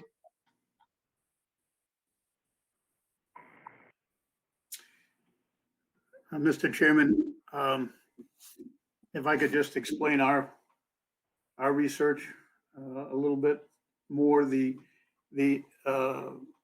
existing MGL definition of resource area is still just the wetland limits itself. The other areas, the buffer areas, are subject to regulation, but they're not defined as the resource area. They are just buffers to the resource area. And that's why, since the town ordinance refers specifically, in fact, the language of the ordinance is very clear. And it says, contiguous buildable areas, the area of any new lot created exclusive area in a street or recorded way open to public use. At least 75% of the minimum lot area required for zoning shall be contiguous land here's the pertinent part, other than land located within a line identified as wetland resource area in accordance with the Wetlands Protection Act, MGL C131, Section 40, which defines the resource area specifically as the wetland itself, and the town of North Andover Wetland Protection Bylaw, Chapter 190. That's the part that was added, we understand, in May of 1999. And that's what changed the calculation. And up until that point, Christensen and Sergi showed us several plans that they had done that calculated the wetland area itself as the dividing line for CBA purposes. And then after that point, of course, they would need to include the Andover Wetland Protection Bylaw, which defines the resource areas, including the buffers. So that's the distinction. But we're not here to quibble about the dates and so forth. We're really here to say, let's resolve all the ambiguity. If this board were to grant the variance for the 3,000 feet short, that we are recognizing that there's a somewhat of an ambiguous history to this lot, but it appeared to have been properly created at the time, and then subsequently essentially zoned into nonconformance.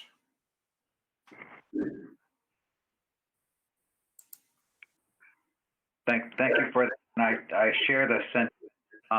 At the end of the day, I absolutely share the sentiment that I would need to be a clerk for an appeals court judge to figure out the timelines here and the very real interactions between regulation and law, which feels to me and a valid, but in this case unnecessary use of our collective.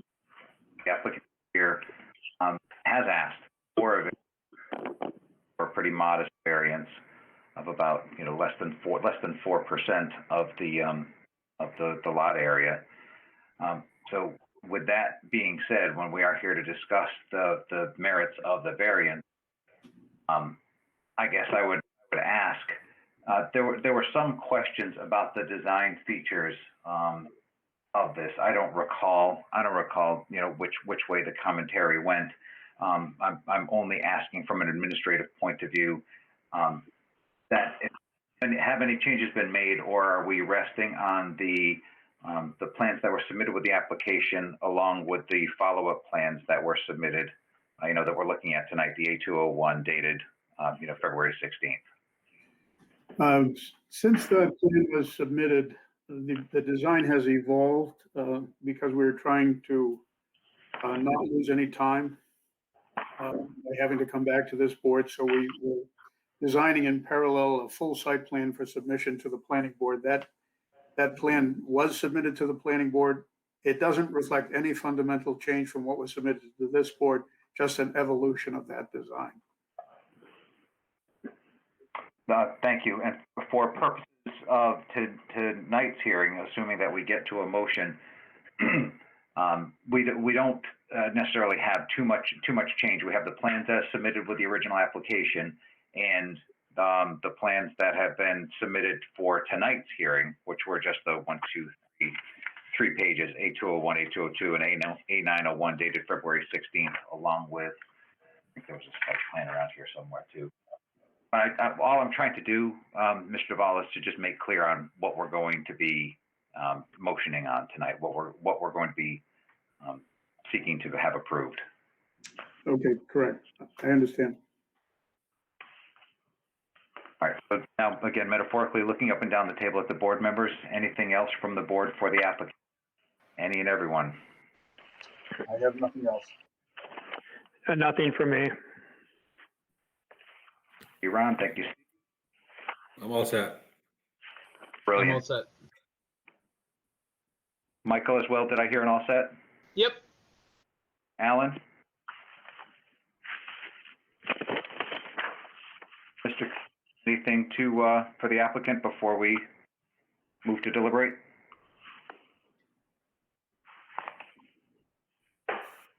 Mr. Kusha? Ms. Jacobs, anything from you? Nothing from me. No, I'm fine, Paul. Brilliant. There should be a motion to close public. Oh, actually, no, that's a lie. Jen, anything from the public in queue, telephone calls, emails? No public comment. Thank you very much, Jen. So perhaps then it's appropriate to hear a motion to close public comment and to move to deliberate. I make a move motion to close public comment. Second. Alexandria made, and I think, Ron, did you second? Yes. Then I will go up you know what, I will ask Jen again, since we have no Ellen, who will be voting tonight? Steve just did the last one. Michael. All right. So we are now voting on the motion to close public comment, move to deliberations. I will start with Steve. Yes. Ron. Yes. Alexandria. Yes. Alan. Yes. And myself. So we are unanimous in that motion. Up and down the table, let's talk to each other, board members. What are our thoughts? My thoughts are, it's a very small ask. It's a good use of a piece of property going out of the tax rolls. So it's good to me. Thank you, Ron. Anyone else? I have to agree with what Ron just said. I think it's for, what, 4%, Paul? Is that what you said? Yeah, 3.9. Let's call it 4%. I think it's no problem at all. Thank you, Alan. Any other thoughts?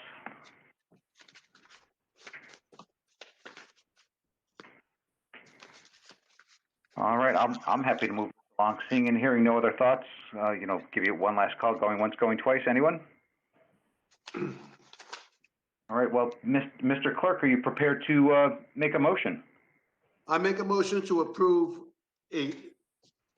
I'm going to make a motion to approve a variance pursuant to the Town of North Andover zoning bylaws, section 195-7.1A, for contiguous building area, CBA, in the CDD-3 zoning district for the purpose of constructing an enclosed 3-story self-storage facility. Specifically, the applicant has requested a relief variance of 3,184 square feet. The CBA proposed is 78,491 square feet, and the CBA required is 81,675 square feet. And that motion is in accordance with the plans as submitted, correct? Yes, it is. Now, I got a bunch of plans in. What do you want me to reference, Paul? I kind of started to just doing the plans as submitted, and I kind of sort things out at the decision phase. Well, actually, I'll check that. Jen does the sorting out, and then I take a look at if you want to go through the package, Alan. I'm not a guy who's going to prohibit you from doing so. I think that on an administrative level, the decision can reflect the materials as submitted. Okay. I mean, I got a bunch of plans. I just don't know what you want me to reference, Yeah, because some found and some of them are actually substantive, and I don't think that there's much need for the background plans to be cited. All right, so I guess that's it then, right? I do, right. Motion made. Is there a second? I will second. I heard Ron second. Going up the roll. Michael. Aye. Ron. Aye. Alexandria. Aye. Mr. Kusha. Aye. Thank you. I'm an aye, so the relief is granted unanimous. Well, thank you, Mr. Chairman, and thank you, members of the board, for helping us through this little awkward situation. Thank you, and good luck. Thank you very much. Thank you. Thank you.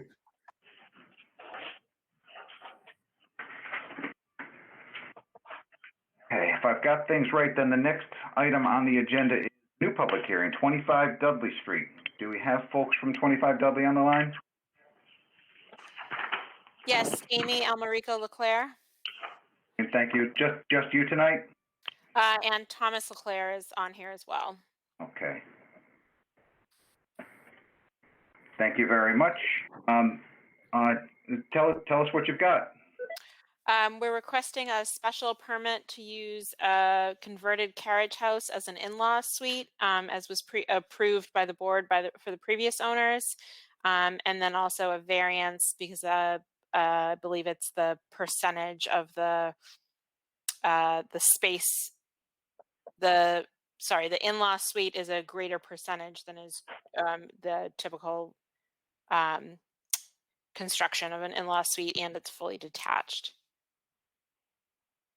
All right, thank you. Can you tell us a little bit about the site, the main house and the carriage house? Tell us.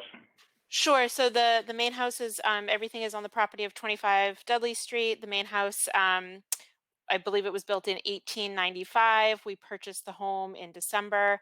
The previous owners, Renee Slack and Gallup Carrion, had converted the historical carriage house in the back to an in-law suite for one of their parents.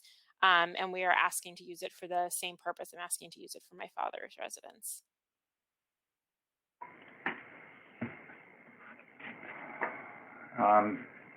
Who is, tell us, I think that you're probably acutely aware that there are requirements for who uses the unit and how they use it. Tell us a little bit about the who's going to be occupying the family suite. Sure. Paul, excuse me, Paul. Sure. Don't you think I should read the application in first before we start to discuss it? Mr. Clerk, you are 100 billion% right. I apologize to the applicant for my oversight and certainly for Mr. Clerk for ignoring him. But you're right, Alan. Would you kindly read the notice into the record? Okay, thank you. Notice is hereby given that the North Andover Zoning Board of Appeals will hold a public hearing remotely via conference call on Tuesday, March 9th, 2021 at 7:30 p.m. to all parties interested in the petition of Amy and Quinn. Help me with the name here. Elmerico Leclerc for property at 25 Dudley Street, map 019, parcel 53, North Andover, Mass. 01845 in the R4 zoning district. Applicants are requesting a special permit pursuant to Town of North Andover zoning bylaws, section 195-4.3V, for the purpose of using a pre-existing converted carriage house on the property as a family suite. Applicants are requesting a variance pursuant to Town of North Andover zoning bylaws 195-2.2. Specifically, applicants are requesting a relief variance of 700 square feet gross floor area, example, 35% GFA. Existing GFA of principal dwelling unit is 2,000 square feet. Family suite GFA proposed is 1,200 square feet. Example, 60% maximum GFA allowed is 500 square feet. Example, 25% of principal dwelling unit. Applicants are requesting a variance pursuant to Town of North Andover zoning bylaws, section 195-2.2. Specifically, applicants are requesting a variance allowing for a detached family suite. Family suite required to be within or attached to principal dwelling unit. Application and supporting materials are available for review at the office of the zoning department by appointment only, located at 120 Main Street, North Andover, Mass, on Monday, Wednesday, and Thursday from the hours of 8 a.m. to 4 p.m., Tuesday from the hours of 8 a.m. to 5:30 p.m., and Friday from the hours of 8 a.m. to 11:30 a.m. By order of the Board of Appeals, D. Paul Clark Jr., Esquire, Chairman. I do get chills every. I'm so sorry. My oversight to the applicant, but I think I was saying that you are acutely aware of some restrictions in the code regarding how the family unit can be used. I know that you've applied for some relief, but who's going to be occupying the family suite? My father, Tom Leclerc.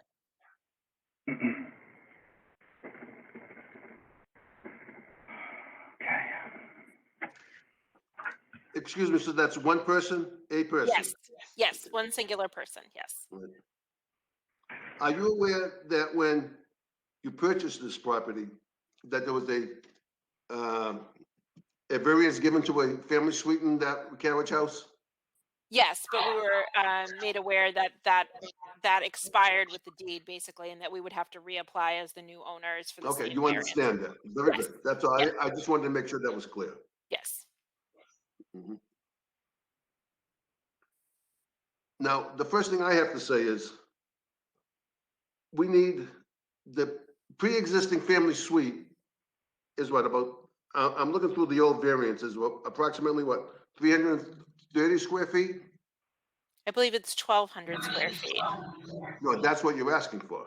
No, it's already built. The structure already exists. We're just asking for permission to use it as it was previously approved for, but I was told that this is the process we have to go through. We're making no edits, renovations, refurbishments. Alan, she's following Yeah. the rules. No, I, for some reason, I thought, no, she is following the rules, okay? I thought the original family suite was just like 300 to 400 square feet, and she wanted to expand it to 1,200 square feet. No, The only thing previous she's owners- asking to do is to be allowed to use it the exact same way, exactly as it was when she bought the property. Yeah, I have no problem with that. Yeah.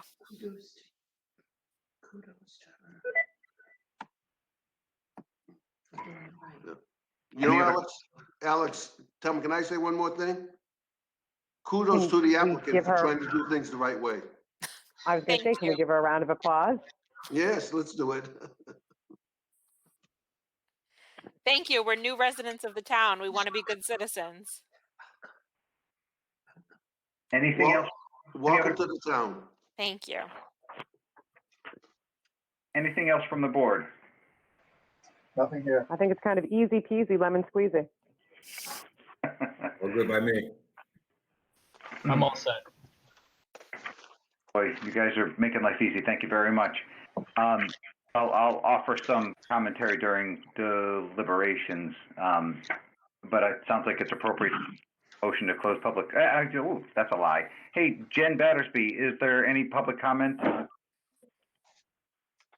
Yes, I had a call earlier today from Gail Askarian, and she is in favor of the family suite and has no objection.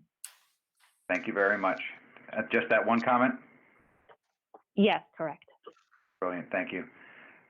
All right, shall we have a motion to I make a motion to close public hearing. Comment? I'll second it. She was fast. I'll second. I heard the motion made. Who was by Alexandria? Who was the second? Ron. Ron. Motion made and seconded. I will go up the roll, but I will ask Jen, who is voting on this substantively? Frank. Frank. All right, so again, this is the motion to close public comment and move to deliberation. Michael.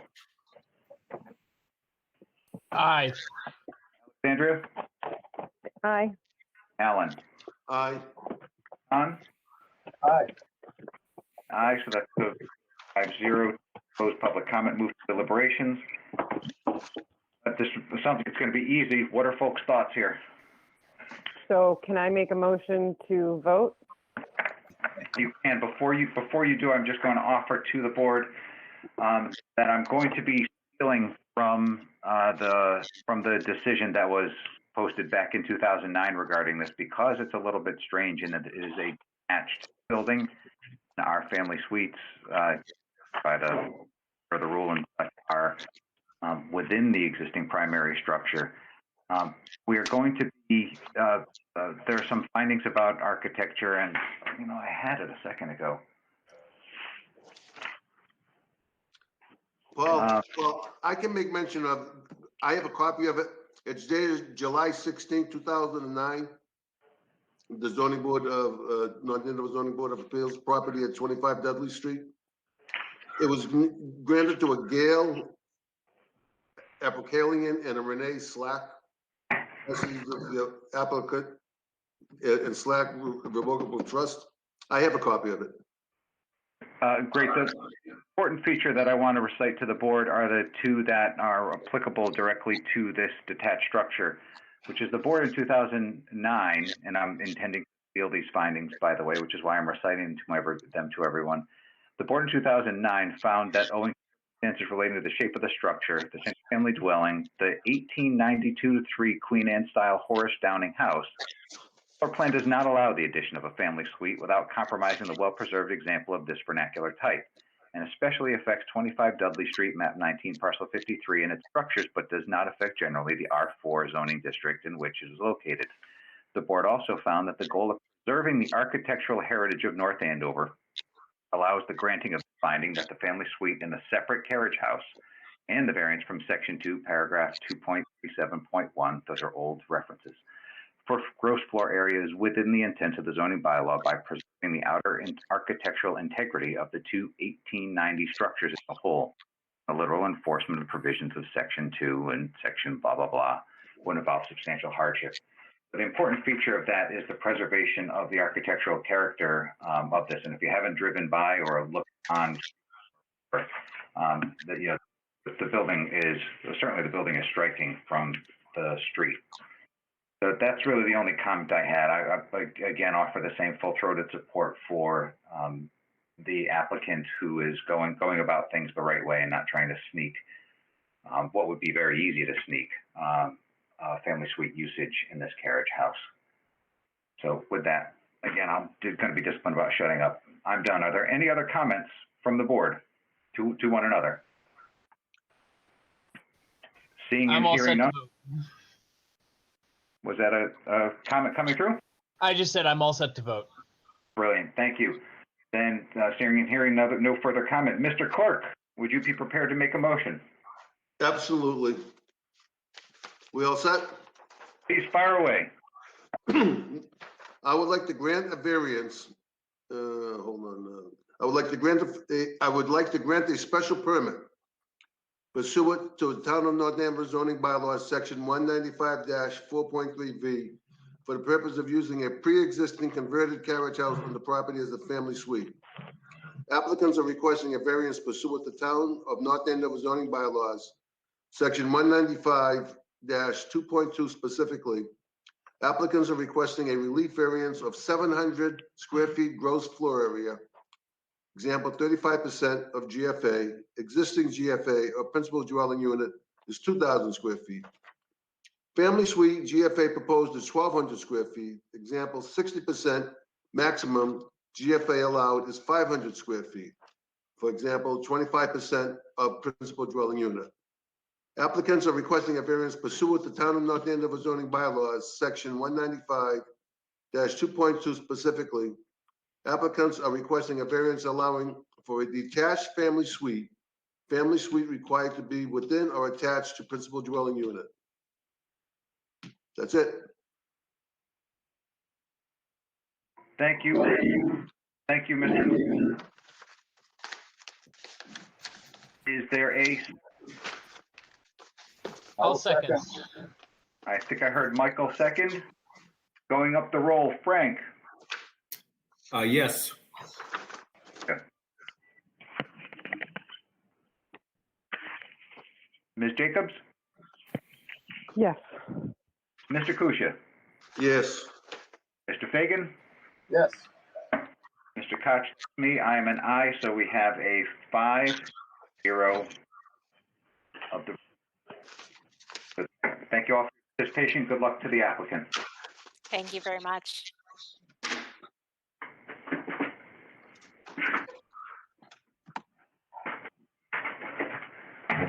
Shuffling papers on my end and moving on to what I believe is the last item on the agenda, but I've done that before. It's officially the last item on the agenda, 39 Russell Street. Ask Mr. Clerk to read the notice into the record. We want to make sure, is there anyone here from 39 Russell Street? Yes, Rick Gagnon is here. That was really faint. I'm sorry, let me try this. Can you hear me better now? That's better, yes, sir. Alrighty. And once again, the introduction. We all set? I just wanted to, not quite yet, Alan. I didn't fully catch the applicant. What's your name, sir? Richard Gagnon. Brilliant. Anyone with you tonight, Mr. Gagnon? My wife. Her name, please? Deborah. All right, we have Richard and Deborah Gagnon for the applicant. Mr. Clerk, you are on. Okay. Notice is hereby given that the North Andover Zoning Board of Appeals will hold a public hearing remotely via conference call on Tuesday, March 9th, 2021 at 7:30 p.m. to all parties interested in the petition of G. Richard and Deborah Gagnon for property at 39 Russell Street, map 57, parcel 1, North Andover, Mass, in the R4 zoning district. Applicants are requesting a special permit pursuant to Town of North Andover zoning bylaws, section 195-4.3B, for the purpose of constructing in addition to a family suite onto the existing home. Applicants are requesting a variance pursuant to Town of North Andover zoning bylaws, section 195-2.2, specifically. Applicants are requesting a relief variance of 715 square feet gross floor area, example 21% GFA. Existing GFA or principal dwelling unit is 1,291 square feet. Family suite GFA proposed is 576 square feet. Example 46%, maximum GFA allowed is 323 square feet. Example 25% of principal dwelling unit. Application and supporting materials are available for review at the office of the zoning department by appointment only, located at 120 Main Street, North Andover, Mass, on Monday, Wednesday, and Thursday from the hours of 8 a.m. to 4 p.m. Tuesday from the hours of 8 a.m. to 5:30 p.m. and Friday from the hours of 8 a.m. to 11:30 a.m. By order of the Board of Appeals, D. Paul Cock Jr., Esquire, Chairman. And there is nobody that gets through a notice the way that you do, Mr. Kusha. Thank you for that. Mr. Gagnon, why don't you tell us about your application? Thank you. Thank you for that introduction, Mr. Kusha. My pleasure, Mr. Gagnon. I'm used to it now. All right. Very well done. My wife and I purchased this house in August of 2020. I'm sorry, you're gonna have to speak up a little bit. I can barely hear you. All right, let me try to add the volume here. Is that better? A little bit. I can't seem to add much more to it. I'm at 100% right now. I'll try to raise my voice a little bit. My wife and I purchased this home in August of 2020, and we looked at some various opportunities or possibilities to be able to take care of her mother and father. He's 96 and she's 87. The plans that you have in front of you was our final iteration, which we thought would fit in with the neighborhood and also allow us to take care of them in their last few years. As you'll notice, it's attached to the existing house with a hallway that will allow us access to them should they need it. We tried to provide them accommodations that would allow them some privacy, their own bedroom, and her mother still likes to cook. So that's basically how we went about getting the design done.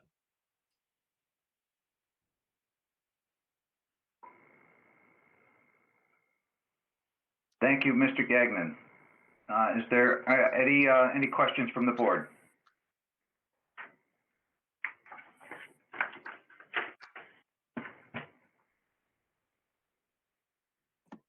I know no one can see it because of that fencing that's all around it.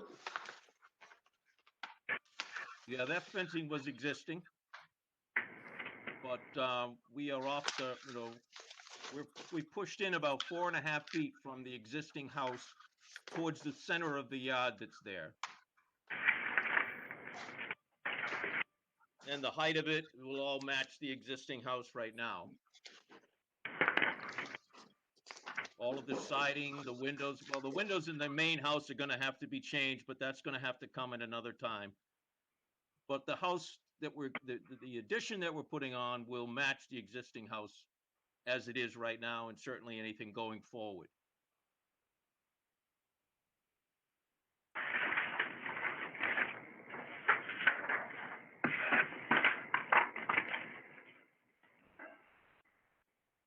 All right, Mr. Gagnon, this is Paul. I think the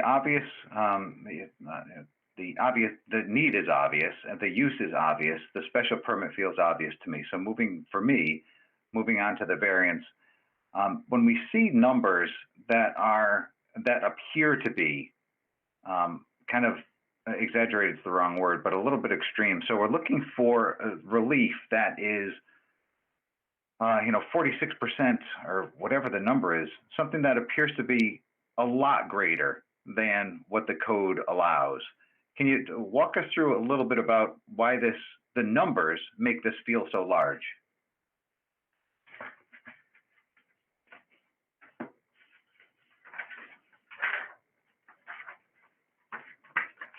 I think Mr. Gagnon's on mute.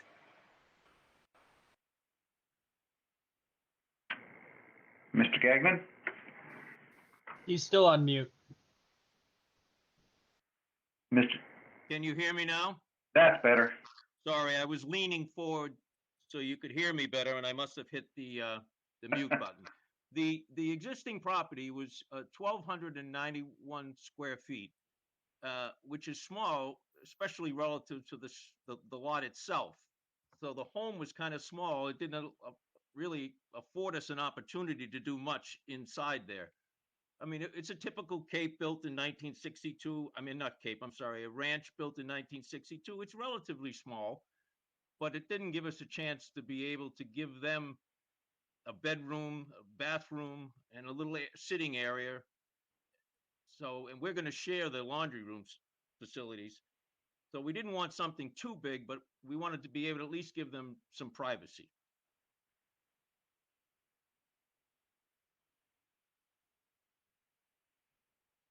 But the 1,291 square feet doesn't give us a lot of room to try to stay within 25% or so.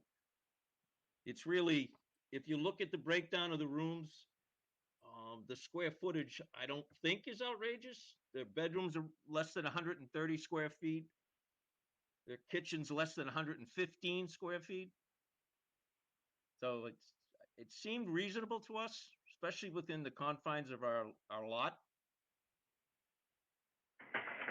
So you went exactly where I had hoped that you would go. So the size of the principal house is relatively small, which would make for an extraordinarily tight micro unit if we were to build a family suite as of right. In this case, it sounds like the family suite is, what, 576 square feet at the end of the day? Exactly. And that 570 square feet, if I'm looking at the plans, is broken down very simply into a modest bedroom that's 11 by 11, modest living room that's another 11 by, I don't know, 10 or 12 perhaps, and then a nice snug kitchen, which doesn't appear to be more than across. So you, to my eye anyway, a pretty modest family suite, in spite of the fact that the percentages make things look gross. Right. If you just looked at the bare, right. If you just looked at the bare percentages, I can understand the question. But we looked at a number of different drawings before submitting them to Paul, and it was just very difficult to make it work without making them feel like they were in a hotel room.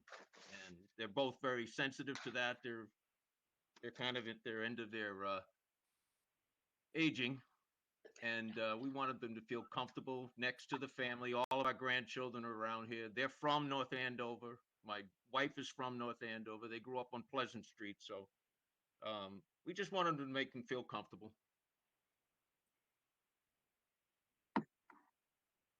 And in looking at the site plan, I know that we didn't recite any other setback needs. I'm just confirming and saying for the record and the benefit of folks listening that no other relief is needed. We're not looking for any setbacks. Is that right? Correct. We brought it in so that we fit and conform to the existing setbacks for that area. Thank you. Any other board members? Yeah, I'd like to say something. Mr. Gagnon, you just purchased this property in August 31st of last year. Yep. So you've owned this house, what, 6-7 months? Right. Thereabouts? Yep. You really took a gamble on us, right? Granting you this? I mean, you didn't know your parents, the parents were elderly. You weren't looking for something a little bit bigger into house hunting? Right, we did. We actually lost 6 other properties before we were able to get this one. And this is actually fulfilling a promise that we made that they'd never end up in nursing homes. So it's kind of a joke. The father keeps asking me, am I going to end up in a nursing home? I said, no, you're not, Charlie. You're going to be taken care of. So we couldn't find anything. And I'm sure you're aware of what the housing market is like. We bought this in one night because we had lost 5 others before it, or 6 others before it. So we like the neighborhood.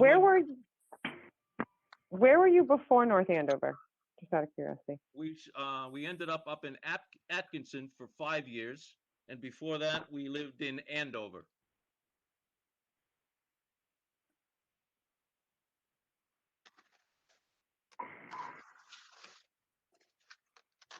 Any other questions?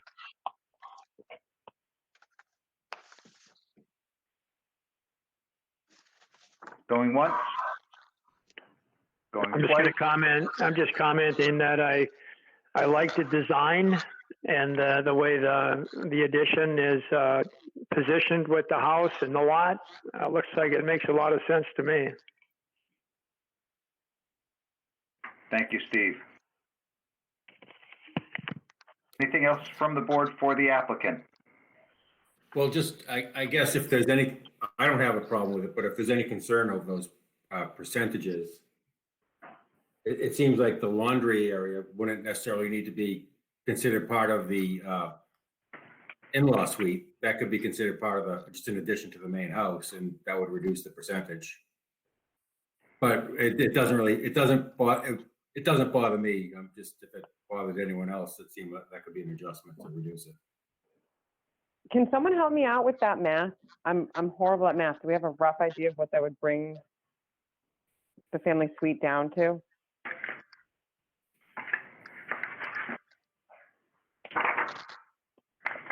Probably about 460 square feet.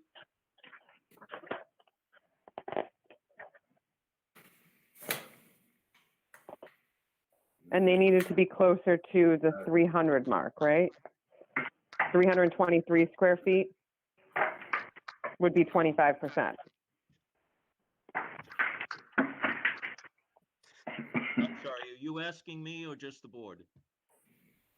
Anybody who knows an answer. I believe you're correct. Application. Okay.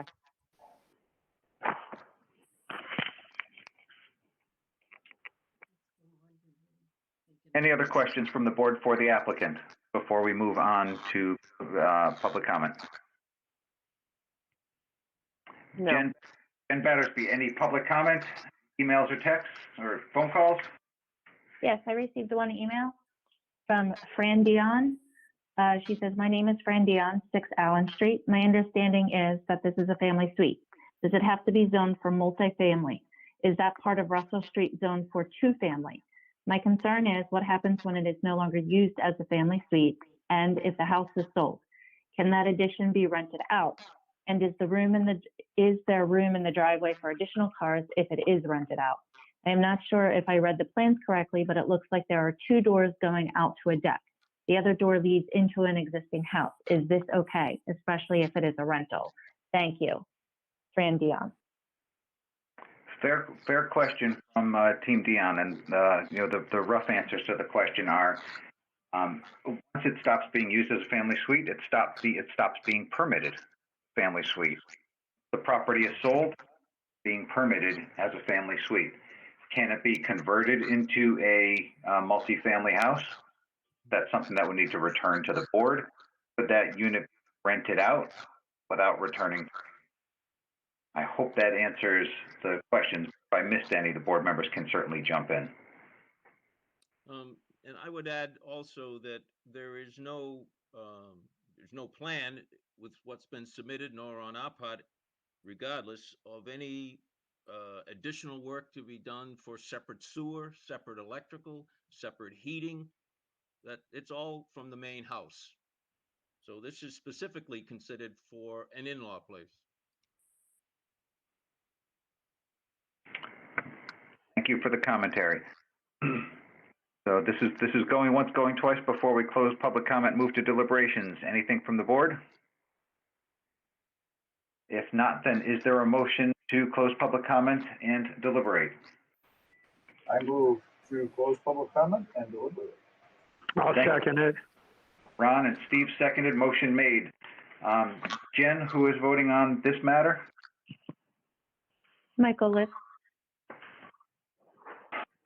Then again, we are voting right now on the motion to move to deliberations. Frank?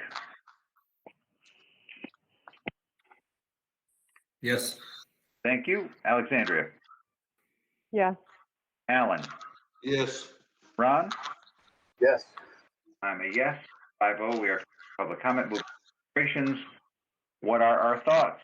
Fire away. Okay. I will I'll throw start. out that. I'm sorry, Alexander. Go ahead. You go first. I was going to say, in most circumstances, I think I would probably, without question, jump on no, just based off of the percentage alone. I understand the house is a smaller house. Also taking into consideration that the housing market is insane. So if this poor family wanted to try and find something bigger within their price range, it was probably, as we were told, incredibly difficult. I also am going based off of our wonderful inspector of buildings that the laundry would be would go toward the primary house limit, which would reduce the percentage of the ensuite. And on a more personal note, I completely understand not putting elderly parents in a nursing home. I think they've done the best they could. We've seen family suites that are insane, and I think you can't get much smaller without making this poor family think that they're living in a prison cell. So I guess that's where I stand on it. Thank you, Alexandria. Anyone else? Yeah, I'd like to say something. Go ahead, Alan. Go ahead. For me, of all the family suites I've seen come in my years on this board, this is truly a family suite. It's not too large. There's only one door that goes out from the family suite to the deck. The other door goes into the apartment for laundry. This, my friends, is a family suite. That's all I want to say. Thank you, Alan. Anyone else? Can we memorize that? Of course you can. Because Alan is notoriously against these, so kudos to the applicant on this one. Well, it is what it is. This is truly a family suite. There's not two doors going into the property. There's only one. I agree with you. I just wanted us to take a moment to recognize that you do come to common sense compromise in your wiser age. Listen, it's March. That doesn't mean I have to do it the rest of the year. I'm getting it out of the way now. Okay, I'm getting it out of the way now. It's the early part of March. So for the next 9 months, forget it. So glad we got here in March. Anything else? Any other board members with comments? Questions Yeah, for you? I'll make just a quick comment that, first of all, it does strike me that if this was just for an addition and not for a family suite, we wouldn't be here, because nothing else changes. There are no other variances. I find this to be a highly commendable thing. As somebody who has a 92-year-old mother, I think this is a marvelous thing to do, and I am all for it. Thank you. Thank you, Ron. Any other board members? I just echo everything everyone else said. It is so hard to find anywhere to live in the Boston area right now. And it seems silly to deny people the chance to have multi-generational households. That's all I got. Agreed. Thank you very much. Anything else?